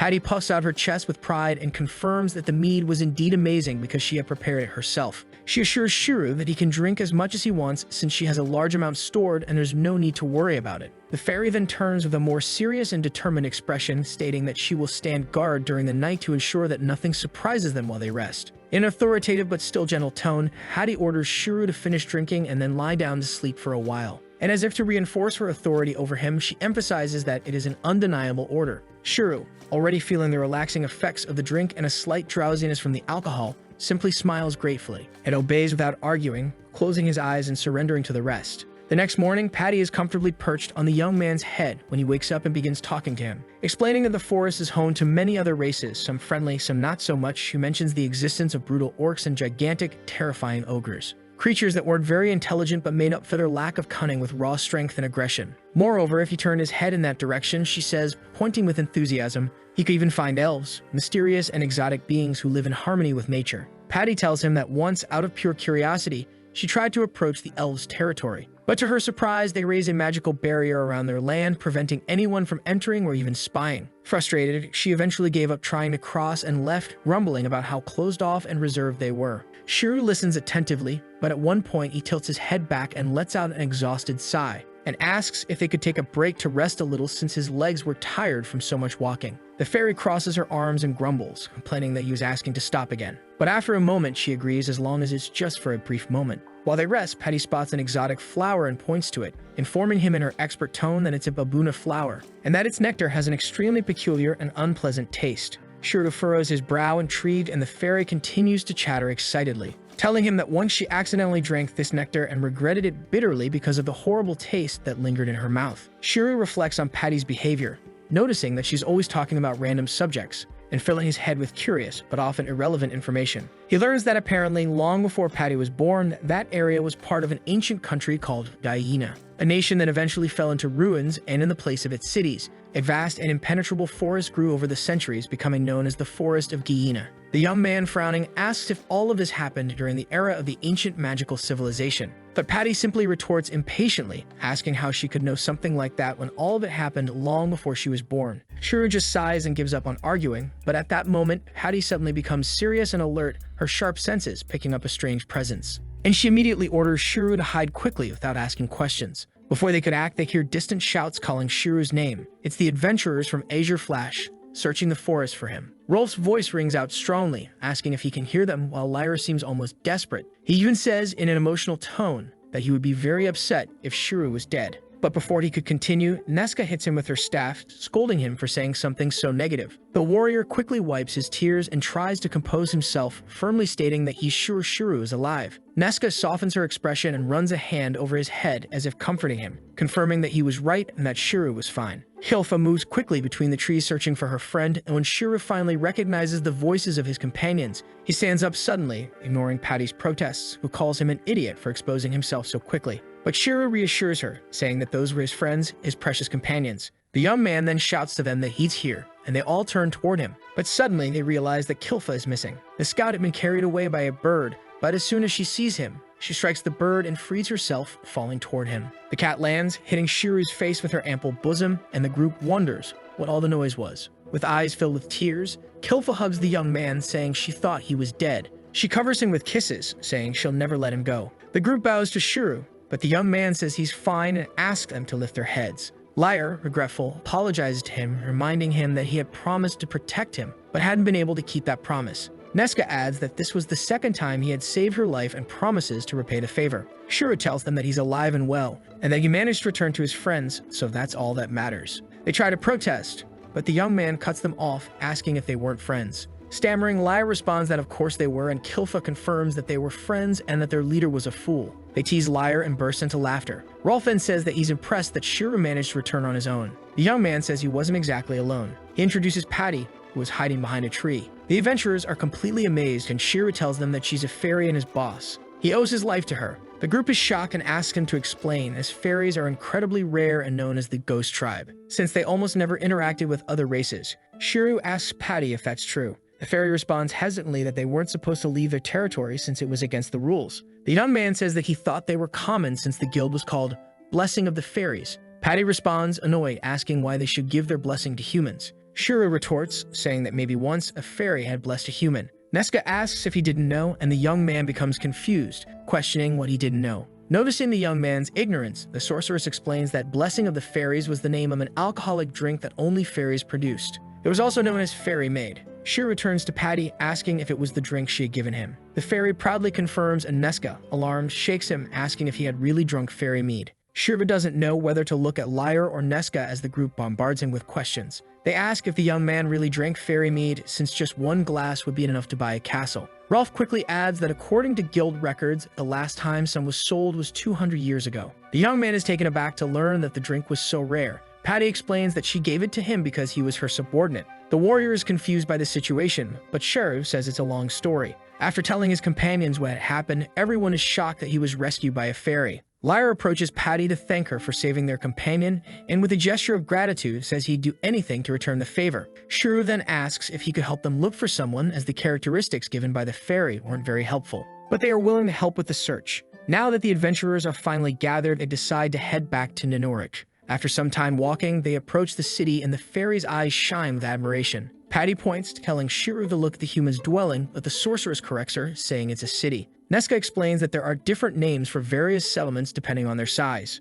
The fairy repeats the words, saying she understands, and Lyra tells Shiro that the life of a subordinate is tough. Patty spots someone in the distance and asks who it is. As they get closer, Aina is waiting for Shiro at the city entrance. The little girl has a desolate expression, and the young man, concerned, asks what she is doing there. Aina runs to hug him, bursting into tears. Stella approaches, saying that he had finally arrived. The Azure Flash group says their goodbyes, and Aina's mother mentions that the little girl hadn't slept at all, worried about Shiro. The young man offers to carry Aina, but Stella replies that it's unnecessary, as in a few years, the little girl would be too big for that. That's why she wants to carry her daughter while she still can. Shiro worries because Stella seems tired, and he retorts, saying that even so, she could tell him if it became too heavy for her. Stubbornly, she replies that she won't say anything and that she wouldn't give Aina to him because she's her daughter. The young man accompanies the two of them home, and upon arriving, he says goodbye, wishing that Aina sleeps well. As he's turning to leave, Stella calls him, saying she forgot something. Stella then tells him to be welcome in her home. Shiro returns to the shop, and Patty is shocked at the size of the place.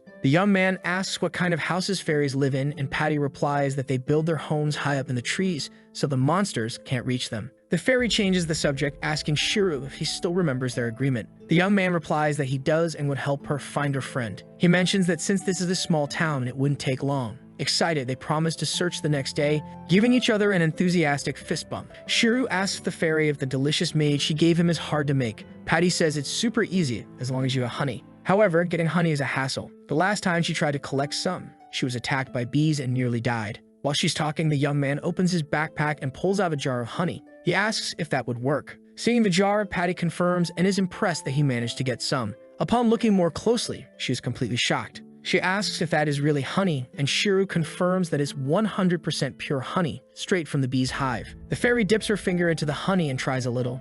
She's surprised by how delicious it tastes. Excited, she says that her mead would taste even better with that honey, and Shiro asks if it really would. The young man says it's time to rest and that he's sore from sleeping on the forest floor. The day breaks, and Shiro is asleep on the couch with the fairy perched on his head when suddenly Aina appears, waking them up. The young man asks what she's doing there, as he gets told Stella that he wouldn't be opening the shop that day, and the little girl responds that she brought him food. Aina comes closer, intrigued, and asks who the girl sitting on the young man's head is. Shiro tells her that it's his new boss, Patty, and that she's a fairy. Aina's eyes light up, amazed, and she asks if she's a fairy like the ones in the picture books. Patty asks who that child is. The young man introduces Aina, saying that she's his assistant in the shop. The fairy changes the subject and asks the little girl if she knows any man with blue eyes and blue hair. Aina replies that she doesn't, and that she's never seen anyone like that, leaving Patty downcast. But Shiro intervenes, saying that he and Aina don't know all the residents. But since it's a small town, he bets they'd find him if they asked around. He asks Patty if she would like to start the search right now, and Aina offers to help, excited.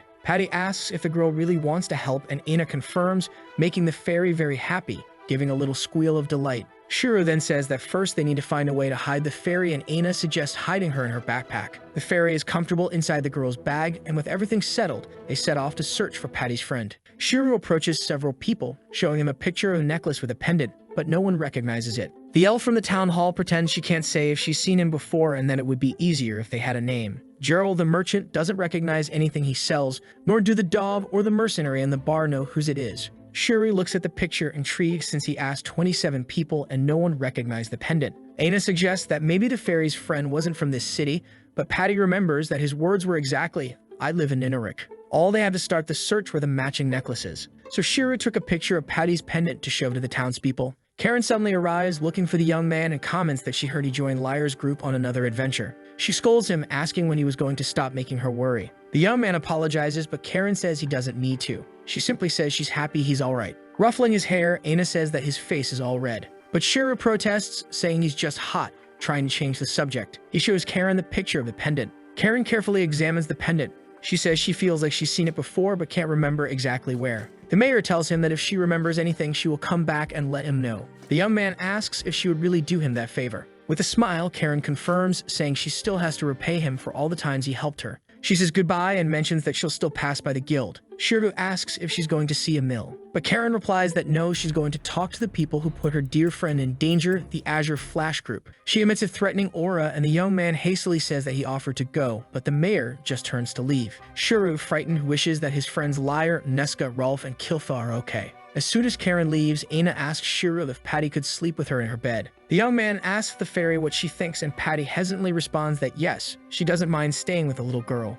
but it will only be for that night. Shiro calls her a little tsundere fairy. Aina arrives home, holding her backpack carefully. She tells her mother that she's going to show her something, but she'll need to keep it a secret. Stella is confused for a moment, but says she'll keep the secret and asks what it is. The little girl replies that it's in her bag and Stella thinks it's a lizard or a frog. But she's in for a surprise when the girl opens the backpack and inside rests the little fairy. Patty bombards Stella with questions, asking if she's Aina's mother, saying she looks just like the little girl, even the color of the eyes. Upon realizing that it's a fairy in front of her, Stella freezes in shock, making Aina worried. Patty jumps onto the bed that Shiro bought for Stella and Aina. She bounces happily, saying she's never slept on something so soft. Stella brings a few cups of tea to share and then asks what kind of person the young man Patty spoke about was. Aina says she also wants to know, and the fairy goes quiet for a moment and shyly says she'll tell everything. The fairy recalls how it all began when she left the fairy territory for the first time. A young man was hunting a unicorn rabbit in the forest. Patty didn't quite know what he was using, but it was something that made a twig fly super fast. The young man was really bad with the bow. Every time he missed, his face looked like he was about to cry. He looked like a little kid, and Patty couldn't help but laugh at him until her stomach hurt. But at some point, she got tired of all the crying and decided to help. With a precise strike, she hit the unicorn rabbit, and the young man stared at her with wide eyes. He asked if she was a fairy. That was how they met for the first time. After their sudden meeting, they ate the unicorn rabbit. The young man was still crying, repeatedly saying how good it was. At first, the fairy thought humans had really strange tastes because she tried the food and thought it was pretty bad. But then the young man explained that he hadn't eaten properly in about 10 days. The young man thanked the fairy for saving his life and asked what her name was. She hesitated, remembering how she had been mistreated by other humans, and replied that she would tell him when he got better at hunting. The days passed, and they hunted together until one day he actually got really good. The young man asked Patty if he hadn't improved a lot and if she would tell him her name now. Excited, the fairy was about to introduce herself, but when she was about to say her name, she remembered when she was called a cursed child. She couldn't bring herself to reveal it and said she would tell him at another time. The young man became worried but didn't press her. That ended up being the last time they saw each other. Patty tells Aina that he was her friend, and he always said they were lonely, but when they met, they were lonely together. Determined, the fairy says she needs to find him to tell him her name and ask for his name as well. Patty says she ended up rambling a lot when she is hit by water. She asks if, by any chance, it's raining. But Aina turns to her with tears in her eyes, promising that they will definitely find her friend. The fairy looks at the little girl, moved, and confirms her words, saying that they would certainly find him. 2 hours before this, Shiro exits a portal, wearing only his undergarments and a towel. He thinks there's nothing better than a hot bath in his own house and heads to the balcony of the shop to watch the sunset. Suddenly, Lyra appears, calling for his attention. The young man asks him to wait as he'll come down to meet him. As he approaches, Shiro becomes concerned for the warrior because his face is swollen, as if he had been beaten. The young man asks what happened to Lyra, and the warrior replies that it's nothing. Karen appeared at the guild very upset. Lyra asked if she'd come there just to yell, because they had taken Shiro on a dangerous adventure. The mayor replies that yes, and that she wouldn't make any exceptions, so the warrior suggested that she slap or punch him if that would make her feel better. Karen slaps Lyra across the face with all her strength, causing the warrior to lose his balance. The leader of Azure Flash asks if Shuri would like to go drink with them at the guild, saying that Ime and the guild master would be there. Shuri agrees, saying it sounds fun. The group gathers at the guild's bar, raising their glasses in joy. Lyra begins a countdown, and at the end, everyone cheers joyfully. Kilfa, Emil, and May also raise their glasses. Shiro and Lyre take large gulps of their drinks and Rolf watches them. The young man becomes thoughtful and Lyre asks if something is wrong. Nay asks if he doesn't like the beer. Shiro responds embarrassed that that's exactly it and apologizes, but Nay says it's not necessary and she also doesn't like it much. Emi asks if it's serious and the guild master says yes, though she couldn't say it out loud. There weren't many alcoholic drink options there, and if they could offer something better, maybe the adventurers wouldn't be so frustrated. It was sad, but the cost-benefit wasn't worth it. Kilfa says that even so, she would love a bit of wine or cider. They could be a bit sour, but they smelled great. Neska interrupts, telling her not to ask for too much. Shiro asks if the wine there is really sour and Lyre, already a bit drunk, asks if he's never had wine, or if the incredible merchant only drank fancy wines. Shiro responds that he hasn't, but in his homeland, good wines could be found at a cheap price.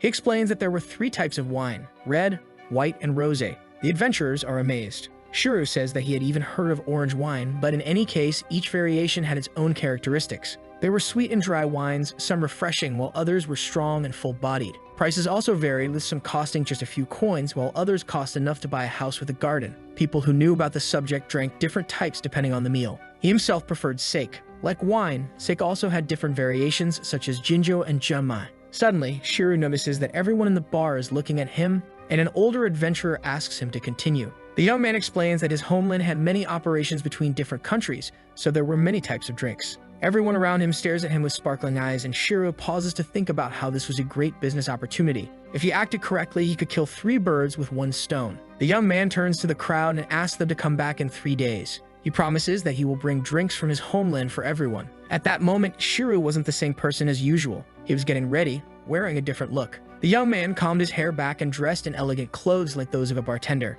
Aina compliments him, saying that he looks very stylish. The young man thanks her, saying that she also looks great. Stella also says that he looked very nice, and Shiro responds that she looked beautiful and very professional. For one night, he set up a small bar at the end of the guild's recreation hall. Lyra arrives, saying that everyone looked elegant. He asks if Aina was helping out there too, and they greet each other. Shiro didn't want the little girl working at the bar, but she insisted on helping and even brought her mother along. Neska approaches, saying everything was ready. The sorceress had made ice with her magic, and Kilfa was also working, serving drinks. Shiro had given each of them their preferred drink. Neska chose chocolate liquor, and Kilfa picked fruit wine. The young man asks if Aina wants a drink too, and she hesitates, saying she'd like gin. Smiling, the little girl says she actually wants ginger ale, a soda. Suddenly, a crowd asks if they can drink yet. Shiro thanks them for their patience and kicks off the celebration. He politely introduces himself as Shiro, the owner of Shiro's shop, and mentions that he brought some drinks from his store to liven things up after the forest missions. Some people comment that these were just a few drinks, as not even the richest merchant in the city had that many.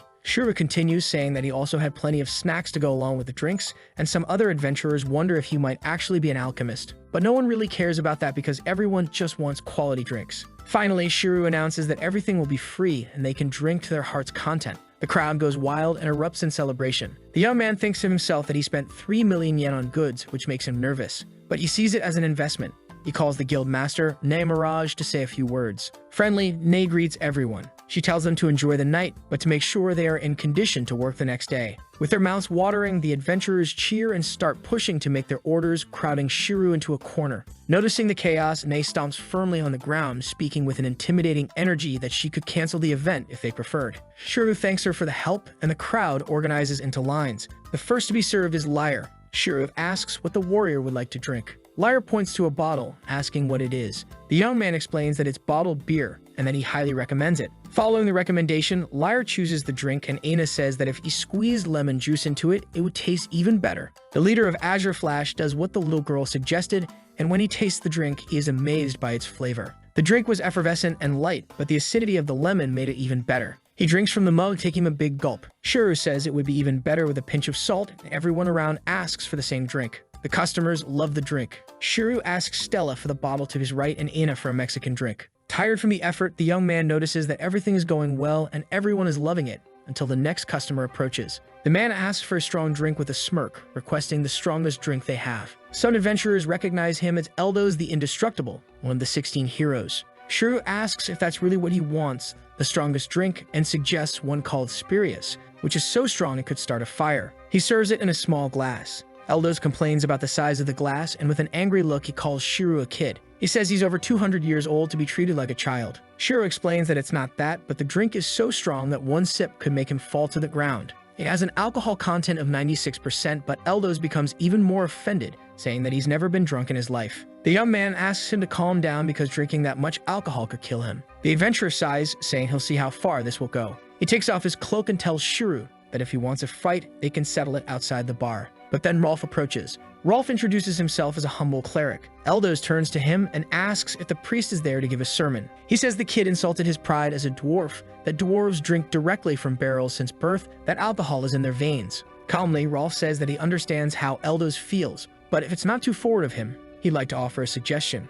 The dwarf asks what the suggestion is, and the cleric replies that he could use a healing spell that is often used to treat poisonings, but it could also be used to alleviate the symptoms of intoxication. Turning to Shiro, he says that if Eldos gets sick from the alcohol, he could revive him. He asks if that would be acceptable, and they all agree to the solution. Eldos comments that they thought the drink would bring him to his knees. He had fought dangerous monsters throughout his life, defeating the demon lord, the ancient dragon, among others. Therefore, they wouldn't make him laugh because his knees had never touched the ground before. The crowd gets excited at the mention of legendary monsters, and they cheer for the dwarf of the 16 heroes. Suddenly, Shiro notices that Eldos looks much bigger after that. Eldos asks for the drink. The dwarf proposes a bet. If he gets drunk, Shiro can ask him for anything. The young man asks what would happen if he loses, and Eldos says that Shiro would have to give him drinks for life. Extending his mug, he tells the young man to fill it until it overflows. Shiro obeys and says he accepts the bet. The dwarf smells the drink and says it really has a strong smell, much stronger than any other he's drunk before. He tilts the mug under the curious gaze of the crowd,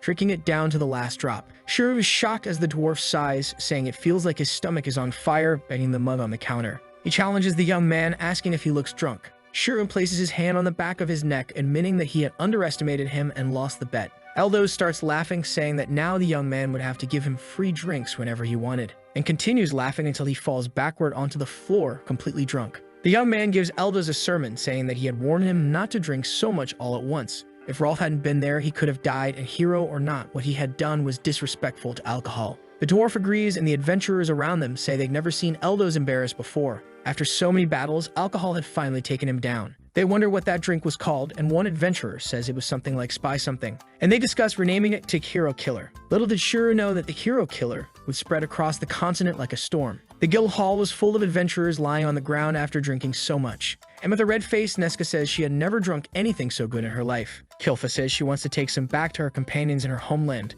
Lyre, sobbing, asks if they had really drunk all of Shiro's stock. Shiro replies that he had spent quite a bit, but now all the adventurers would be addicted to his drinks. Lyre watches him impressed, saying that this was the famous merchant he had heard about. The young man comments that if the event helped ease some of the tension, then he's happy. At that moment, two adventurers begin fighting, but they are so drunk that they just fall asleep together. He adds that especially since Aina makes many deliveries at the guild. Kilfa pats Shiro on the back, saying that he's really a good guy. The young man complains that it hurt, but the cat says she didn't hit him that hard. Lyra asks what the real goal of that night was. The warrior stares at a box and says that he saw some fairy wings peeking out from there. Shiro turns to her and asks if her friend had appeared. Downcast, Patty replies that no, he hadn't. The young man comments that he must not be an adventurer then, and the fairy begins to apologize. Because Shiro had done all that for her, the young man and the warrior look at her sympathetically. Days had passed, but they still hadn't received a sign of Patty's friend. The young man had shown the pendant to everyone in the city, but no one recognized it. He had even spread posters but had no results. Shiro tells the fairy that maybe he had left the city, because there are many other human cities beyond that one. Patty asks if many would be, like, around 20. But Aina answers, saying it's much more than that, spreading her arms dramatically. Patty looks sad as she hadn't expected so many and didn't know how she would find her friend this way until Karen knocks on the door, calling for Shiro. The young man is surprised to see the mayor there, and Karen, with a serious expression, says she might have discovered the identity of the man they were looking for. She continues, saying she was sure she had seen that pendant before, so she searched her house and found something. Karen opens a small box and takes out a necklace with a pendant identical to Patty's. Shiro recognizes it instantly. The mayor says the jewel belonged to her great-great-grandfather, who was the first mayor of Minorich. Aina asks what a great-great-grandfather is, and Shiro replies that it's the grandfather of your grandfather. Karen wonders why they were looking for her great-great-grandfather. The fairy interrupts, answering that it's because she asked. The mayor is surprised to see a fairy and asks what's going on. The young man explains the whole story, and Karen can't believe what she's hearing. Her ancestor was known to a fairy. Patty then asks where he was, and the mayor doesn't understand what she means.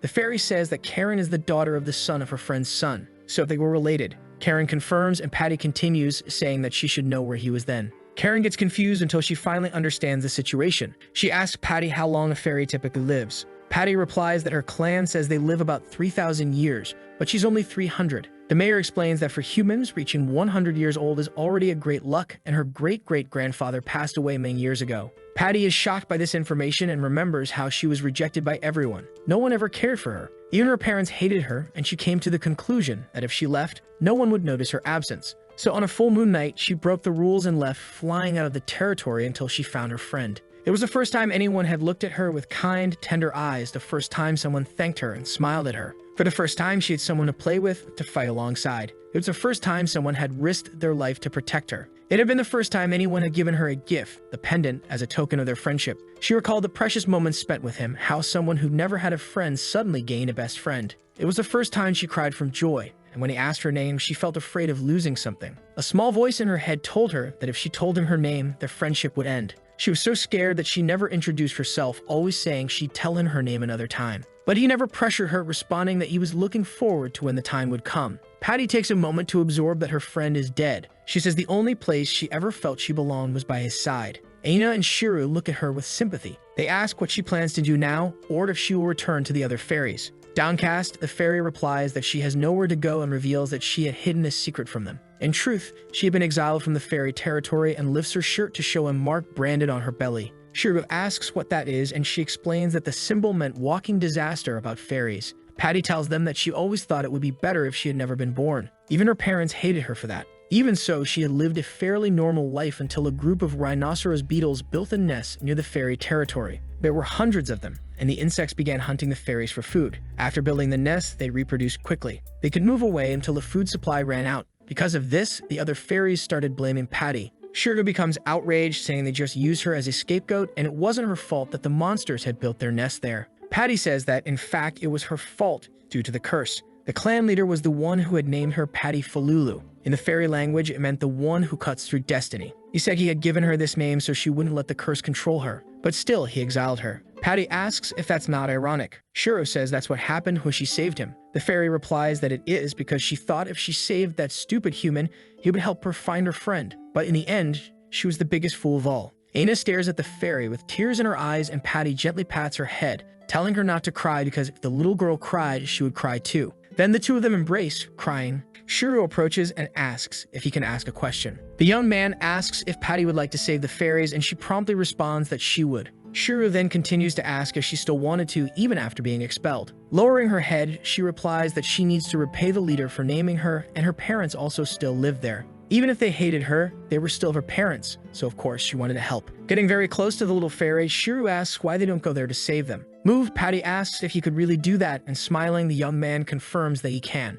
Patty then pleads for him to save the other fairies. Aina joins in, asking Shiro to help. The young man says they will succeed and that they will go there. First, they head to the Adventurers Guild. As soon as they arrive at the guild, several adventurers whisper among themselves about Shiro's request to defeat the rhinoceros beetles. Nai tells him that she understands the request but fears she cannot accept the mission because it is 200% impossible. Shiro is taken aback, and Aina and Patty look devastated behind him. The guild master continues explaining that destroying a nest of rhinoceros beetles is a very large request. They would need to mobilize at least half of all the adventurers in the guild for the mission. The young man worries about the cost of hiring so many people. But Nai says that cost is not the only problem. In this case, they don't have enough influence. Most of the adventurers are in the forest searching for ruins. If the nest were near the city, they could help. But since the fairies' territory is far away, they cannot mobilize the adventurers. The guild master apologizes for not being able to do anything. She then turns away, saying she has other matters to attend to, but Shira doesn't give up and asks her to wait. The young man suggests that they not treat the case as a job request, but rather as a transaction. Naya looks confused about what he means, and the young man asks her to pay attention. At that moment, he activates his inventory ability, opening the portal in front of her. Mag is shocked by what her eyes see, and Shiro states that this is the inventory ability. Shiro tells her that this is his proposal. When the adventurers eventually find the ruins, he will assist them with his ability, transporting items, armor, and so on. So even if his request takes days, they will not lose time during the exploration. He then asks the guild master what she thinks. Nai says it is a tempting offer, making the young man hopeful, but she has her own enchanted item with the inventory ability, showing that she can also open an inventory. Shiro is shocked, and Nai says that her ability has the capacity of at least 3 wagons. Aina feels sorry for him, and Nai apologizes again for not being able to accept the request. However, she is interrupted when Eldos appears, asking what's going on. Eldos asks if the young man is in trouble, and Shiro asks if he is being too loud, apologizing afterward. He says that he really needs to exterminate the rhinoceros beetles in the forest. The dwarf reflects for a second, and then says he doesn't need to say anything else. Eldos is in. Shiro is confused and asks if he is serious about it and why he wants to help. The dwarf asks if he has really forgotten after all they had a bet. The young man then says that he remembers, and Eldos concludes grumpily that he had really forgotten. Shiro asks if he is serious because Nae had just said it was a very large mission. The dwarf raises his axe, grumbling, and tells him not to compare him to those weaklings because he can handle the beetles alone without even breaking a sweat. Lair suddenly appears, saying he heard everything, and the Azure Flash group offers to go as well. Nae interrupts them, brandishing her sword angrily. She says that according to the contracts, they cannot accept any request that is not approved by the guild, and that off the books jobs would be punished, but Eldos cuts her off, saying she misunderstood. Lyra tells her that the dwarf is right. He says that Eldos lost a bet, so helping Shiro is payment for that bet. Kilfa jokes, saying that the dwarf had fallen to the ground in such a dramatic way. Eldos tells her to shut up. Meanwhile, Lyra continues, saying that his group is Shiro's friend, and they will simply help him without asking for payment. The sorceress Neska raises her finger, explaining that since they are not asking for compensation, it means it is not a job request. Kilfa clings to Shiro, saying that if their companions needed them, of course they would help. The young man is moved by his friend's words and thanks them, promising that as soon as they get rid of the monsters, they will celebrate with those drinks. Some adventurers passing by hear the conversation and ask if, by helping, they could drink more of Shiro's beverages. The clever young man says that it would depend, as while organizing his stock, he had found a bottle of fairy mead. The adventurers are amazed that he possesses a bottle of that legendary drink and volunteer for the mission, with many others also signing up. Looking around, Nae nervously states that she would not allow it, as everyone should be searching for the ruins. Pointing at the young man, she questions what proof he had that he possessed the mead. Patty intervenes from inside Aina's backpack, revealing herself and saying that he indeed had it, as she knew because she had made it herself. Shiro asks why the chief had come out of hiding, and Nae is shocked to see the fairy questioning the young man about what was happening. The young man sighs and explains that she is his boss, Patty, and that, in reality,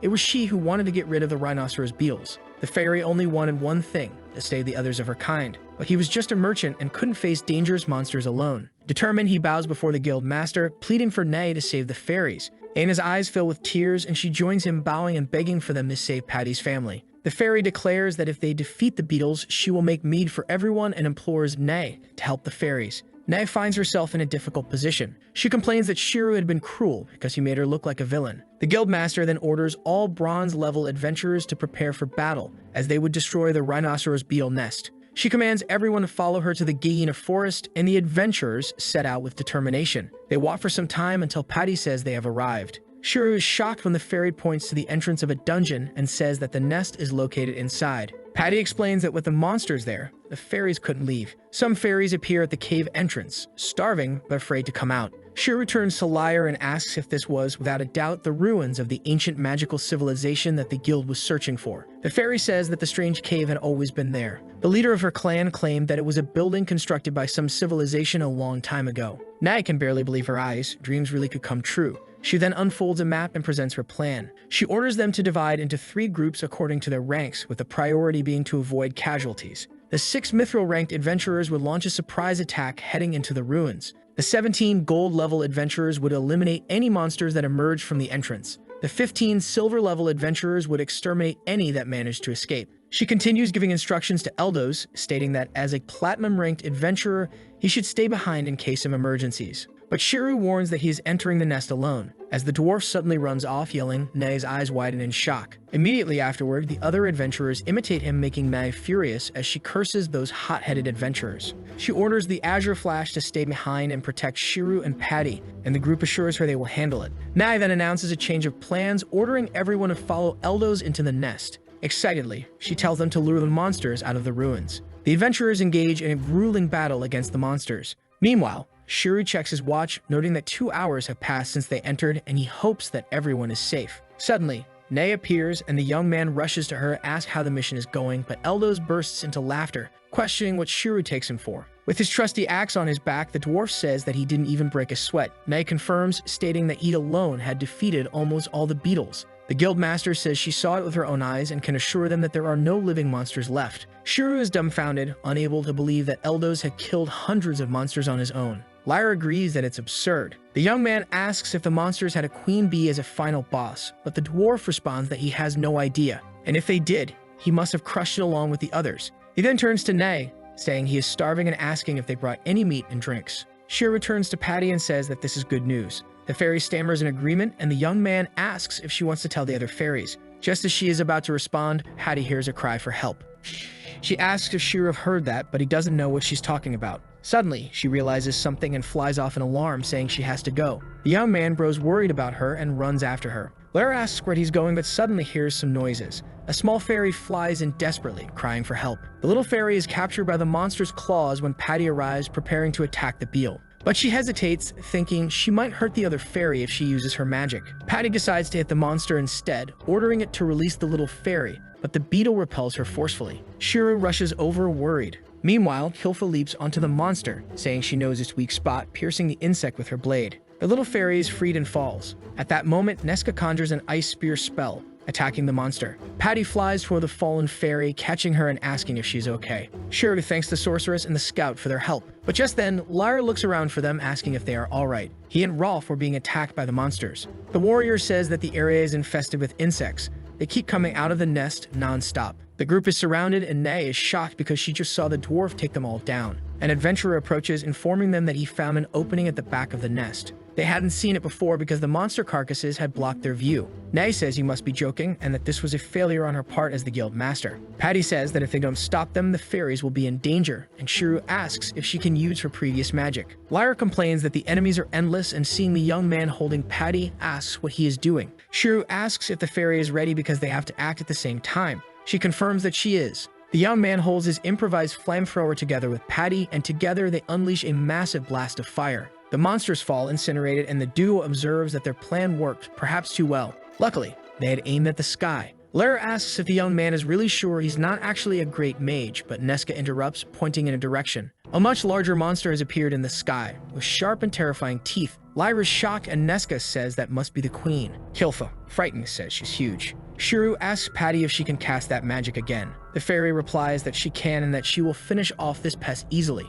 Rolf warns that she's coming, and the queen beetle prepares to attack with her massive jaws. Shiru and Patty hesitate. But at that moment, Eldos uses his special attack, Thunder of Justice, striking the monster with multiple electric blasts. The wounded queen starts to fall, and the dwarf apologizes for making them wait. Shiru thanks Eldos, but he says it's unnecessary since he was just repaying his debt. Either way, it had been a long time since the dwarf went all out with his trusty battle axe, Sequel, which was given to him by the immortal witch herself. Intrigued by Eldos' words, Shiru asks if the word justice is engraved on the axe. Eldos replies that it is, and thanks to Sequel, he can use justice magic twice a day. The young man remembers that his grandmother was a big fan of an action series called Real Justice, starring the actor Steven Seagal. Eldos asks how the young man knows that, and Shiru ends up telling him everything. The dwarf asks if he is the grandson of Alice Gawamio, and that in fact they do look a bit alike. A voice calls for Patty, asking what is going on there. When she turns around, the fairy sees the clan leader. Several fairies emerge from behind the trees. Lyra is surprised by their number, and Nesca finds them all adorable.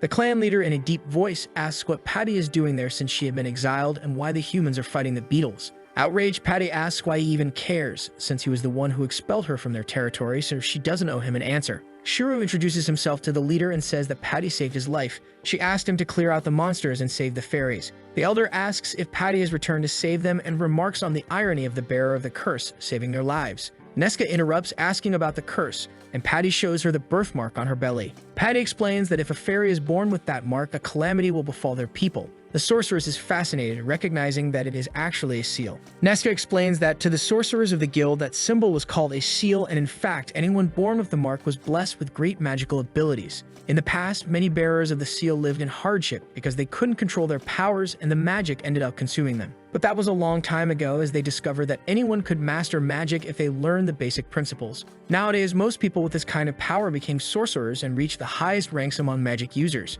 Some races and remote tribes still held prejudices and misinformation about the seals, but it was nothing to be feared. In fact, it was a gift from the gods. The elder of the tribe was incredulous, because this meant the legend was incorrect. Nesca offers to teach Patty the basics of magic since she had learned it when she studied at the Magic Academy. Patty is moved, and the sorceress tells her that if she learned to control her powers, she could help the fairies on her own next time. The clan leader apologizes to Patty for all the suffering she went through, and as a leader and her grandfather, he feels ashamed of his actions. The fairy is surprised when the elder kneels before her, apologizing for everything. She asks him to stop apologizing. She comforts him by saying that if he hadn't expelled her, she would never have met Shiru and wouldn't have been able to save everyone. So in a way, everything had worked out and the elder was right after all. The other fairies also feel ashamed, but Patty tells them they did nothing wrong. Some time passes, and they are back at Shiru's shop. The young man asks if Patty was really going to return to the fairy kingdom. The fairy replies that she was because her grandfather had asked her to. Aina, in tears, says she doesn't want to say goodbye to Patty.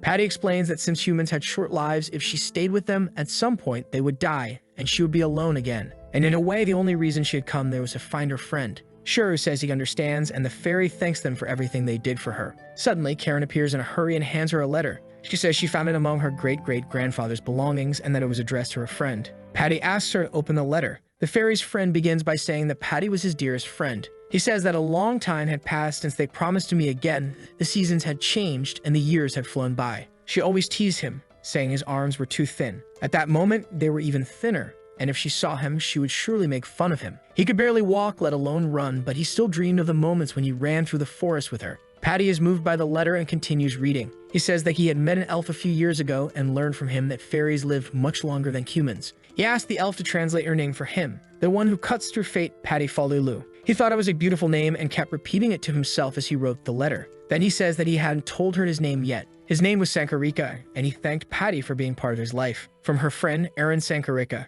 Shiru excitedly asks Patty how she made the mead or if it was some kind of secret fairy recipe. The fairy replies that it wasn't, and that it was actually really simple. She then offers to teach him. First, she takes a little bit of honey and puts it in her mouth. Then she chews, speaking with her mouth full. Immediately after, the fairy spits everything into a bottle. Shiru reflects on how reality could be cruel sometimes. Karen holds her ancestor's letter and says that Patty was of great help to her great-great-grandfather. Emotionally, the fairy says that then her friend's name was Erin, and he even managed to discover her name. Not bad at all. She recalls the moments they spent together and says that he was her only friend and she was his only friend. But he had met someone, fallen in love, and even had children and great-grandchildren. Shiru confirms that this was true. With tears in her eyes, Patty says she is very happy that he lived a life full of joy. Shiru tells her that it is true that humans don't live long, but time is irrelevant when it comes to friendship. The young man says that in Patty's heart, Erin was still her friend and always would be. Wiping her tears, the fairy replies that he is right and even Karen is moved as well. The young man asks the fairy to carry him and Aina in her heart as well, even if just in a small corner. Shiru reaches into his pocket and takes out a photo where he, Aina, and Patty are posing happily, making the peace sign. He says that everyone in that photo is his friend, his best friends, in fact. Patty becomes emotional and Aina agrees, crying and saying that she and the fairy are companions. The adventurers of Azure Flash arrive and Lyre also smiles, saying that they are friends. The Cacdro Kilfa lets out a meow, saying how lucky they are to be friends with the fairy. Nesca approaches with a serious expression. She tells Patty that she understands exactly how the fairy feels. Because she is a half-elf, she will live much longer than humans, but even so, she loves Lyre and is not afraid of her feelings. Lyre looks at her, and the sorceress continues, saying that she knows that every moment she spends with him will be engraved in her heart forever. Nesca asks the fairy what she will do, and Patty, determined, replies that she is not afraid of anything, and that she will stay with them after all the clan leader never said when she had to return. Besides, Nesca promised to teach her magic, and Patty also couldn't abandon that crybaby, referring to Aina. She says that time passes differently for them, so she will only return to her kingdom when Shiru dies of old age. The young man laughs awkwardly, saying that he's not that close to it yet. Aina, in tears, hugs Patty, who is startled and complains that the girl shouldn't hug her like that out of nowhere.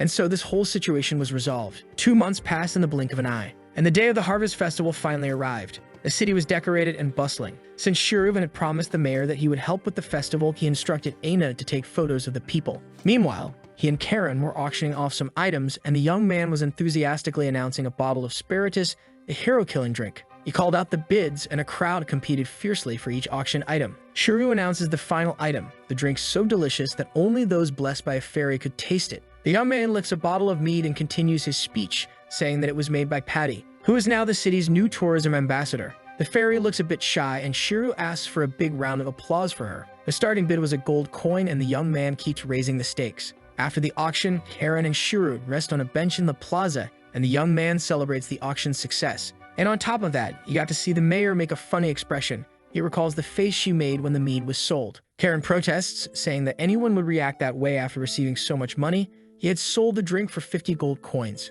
Shiru smiles, saying that this will do wonders for the city's economy. The mayor thanks Shiru because all of this was only possible thanks to him. Bashfully, the young man replies that he only gave the idea, and that Patty was the one who produced the drink, so Karen should thank her instead. The mayor agrees and Patty approaches them. Seeing the two talking, the fairy says that she just remembered something and would like to ask a question. Casually, Patty asks if the two of them could make a baby. Shrew becomes flustered, asking what she's talking about. Karen, her face turning red, says that they aren't even in a relationship. The fairy explains that Stella had told her about reincarnation. So if the two of them had a baby, maybe their friend could be reincarnated. Even more embarrassed, Shrew says that before making babies, humans have to go through some ceremonies. Karen, panicking, quickly agrees, saying that he's right and that there are some challenges before that, among other things. Patty interrupts them, yelling for them to be quiet and angrily asking if Shrew is refusing, demanding that they make a baby right then and there. The young man replies that this is an abuse of power. Suddenly, Stella and Aina arrive, and the little girl asks if the auction is over.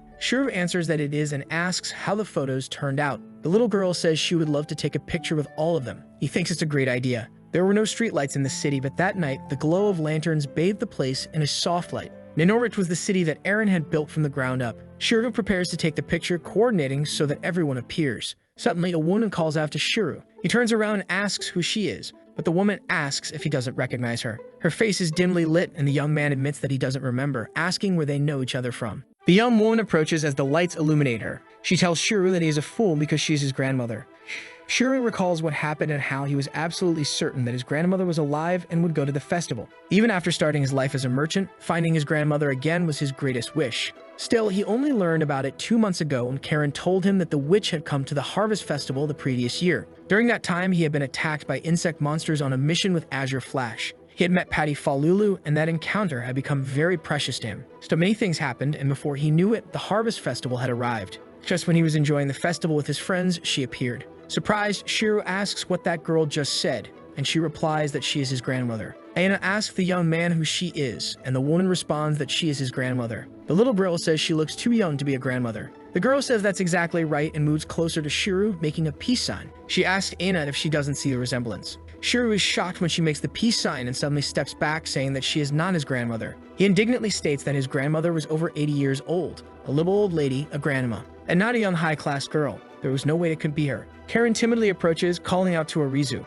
The witch recognizes her and asks how she is doing. The young man is shocked as the mayor tells the witch that the festival was a great success, and all thanks to Shrew, who had helped. Arizu observes everything and comments that her Shrew had helped. The witch says he had become a good man. It had been worth taking him to all those festivals when he was a child. Shrew asks if she is really his grandmother, and she keeps insisting that she is. The young man asks what her favorite movie is, and Arisu replies that it is Lethal Weapon. He insists, asking what her second favorite movie is. Arisu responds that she could say Braveheart, but she'll go with Mad Max. Shrew asks who her favorite actor is, and she firmly replies that it is Mel Gibson. Arisu sighs, lamenting that he is such a cautious person, saying that it makes her sad. She asks if he remembers when he was 7 years old, wet his pants on the way home, and she had to change him. The young man says she didn't have to bring that up, and more importantly, where had she been all this time? And why had she disappeared without saying anything? Arisu looks at him tenderly, apologizes, and asks him not to be so sad. Patty appears, concerned, and asks who that human is, as she can sense a great amount of mana coming from her. Karen proudly announces that she will introduce her, the living legend herself, the immortal witch Arisu Gowemio. The people around hear this and start approaching. Everyone wants to talk to the witch. Arisu scolds the mayor, saying she spoke too loudly. Karen apologizes, but the witch reassures her, saying she's already used to it. Still, she wouldn't be able to enjoy the festival anymore. At that moment, a magic circle opens, and a sword emerges from it. Someone points at it, saying that it must be the legendary sword Mel Gibson. Arisu apologizes, saying that this was her reunion with her grandson. Wielding the sword, she wishes everyone sweet dreams, and soon the people fall asleep. Shrew asks what she did, but the witch reassures him that it was just an illusion. She approaches him and hugs him. The young man tries to pull away, asking what she is doing. Arisu tells him they need to leave quickly, and Shrew doesn't understand. He asks what she means, and the witch says it should be obvious. Opening a portal, Arisu pulls him toward it, saying that they are going home. The portal opens in Shiro's world, and the young man screams in despair as they fall through the air. But before they crash onto the house's roof, Arisu uses her magic, and they pass through the structure until they reach the ground floor. Shiro is devastated by the fall, while Arisu stretches, saying it feels so good to be home. The young man serves a cup of tea, and Arisu drinks it, reminiscing about how he was such a mischievous child but now serves tea so politely. With an annoyed expression, he replies that it's because he is 25 years old now. The witch comments that it seems like he has something to say to her. Shiro responds that of course he does. He has many things he wants to ask. First of all, who is she? Pouting, Arisu says that she had told him she was a witch and asks if that wasn't enough for him. The young man replies that it didn't explain anything and asks her to act according to her age. Shiro says that there was a big commotion in the family and asks why she suddenly disappeared. But Arisu responds that she can't talk about it because witches have their own circumstances. The young man complains that using such an excuse wasn't fair and also asks if she was using magic to look younger. It was something like the illusion she had used earlier, but the witch says that this is actually her real appearance. Shiro is shocked, and Arisu explains that her old appearance was the result of magical transformation, because people in that world would find it strange if she didn't age. She asks Shiro to observe carefully and then transforms in front of him. The young man can hardly believe it when that girl suddenly turns into an old woman. The witch asks if he is happy now to see the grandma he was used to, but Shiro replies that he isn't, that he's just surprised and that it's actually too much to take in. Arisu says that Shiro's grandfather once told her to stay young forever for him. He always called her cute and said she was beautiful. And at night, they always romanced each other passionately, keeping their flushed faces very close. Shiro interrupts her, saying that he doesn't want to hear that about his family, much less about his grandparents. Arisu laughs and asks if he has any other questions. The young man then shows her the portal in the closet. Arisu explains that back then, some time ago, she and her husband were broke. They had spent a lot of money when building the house and had no way to afford trips or vacations. That's when she had the idea to use the empty room to create a portal between that world and Rufalcio. Together, they had all sorts of fun, like Besta de Genti I Lu.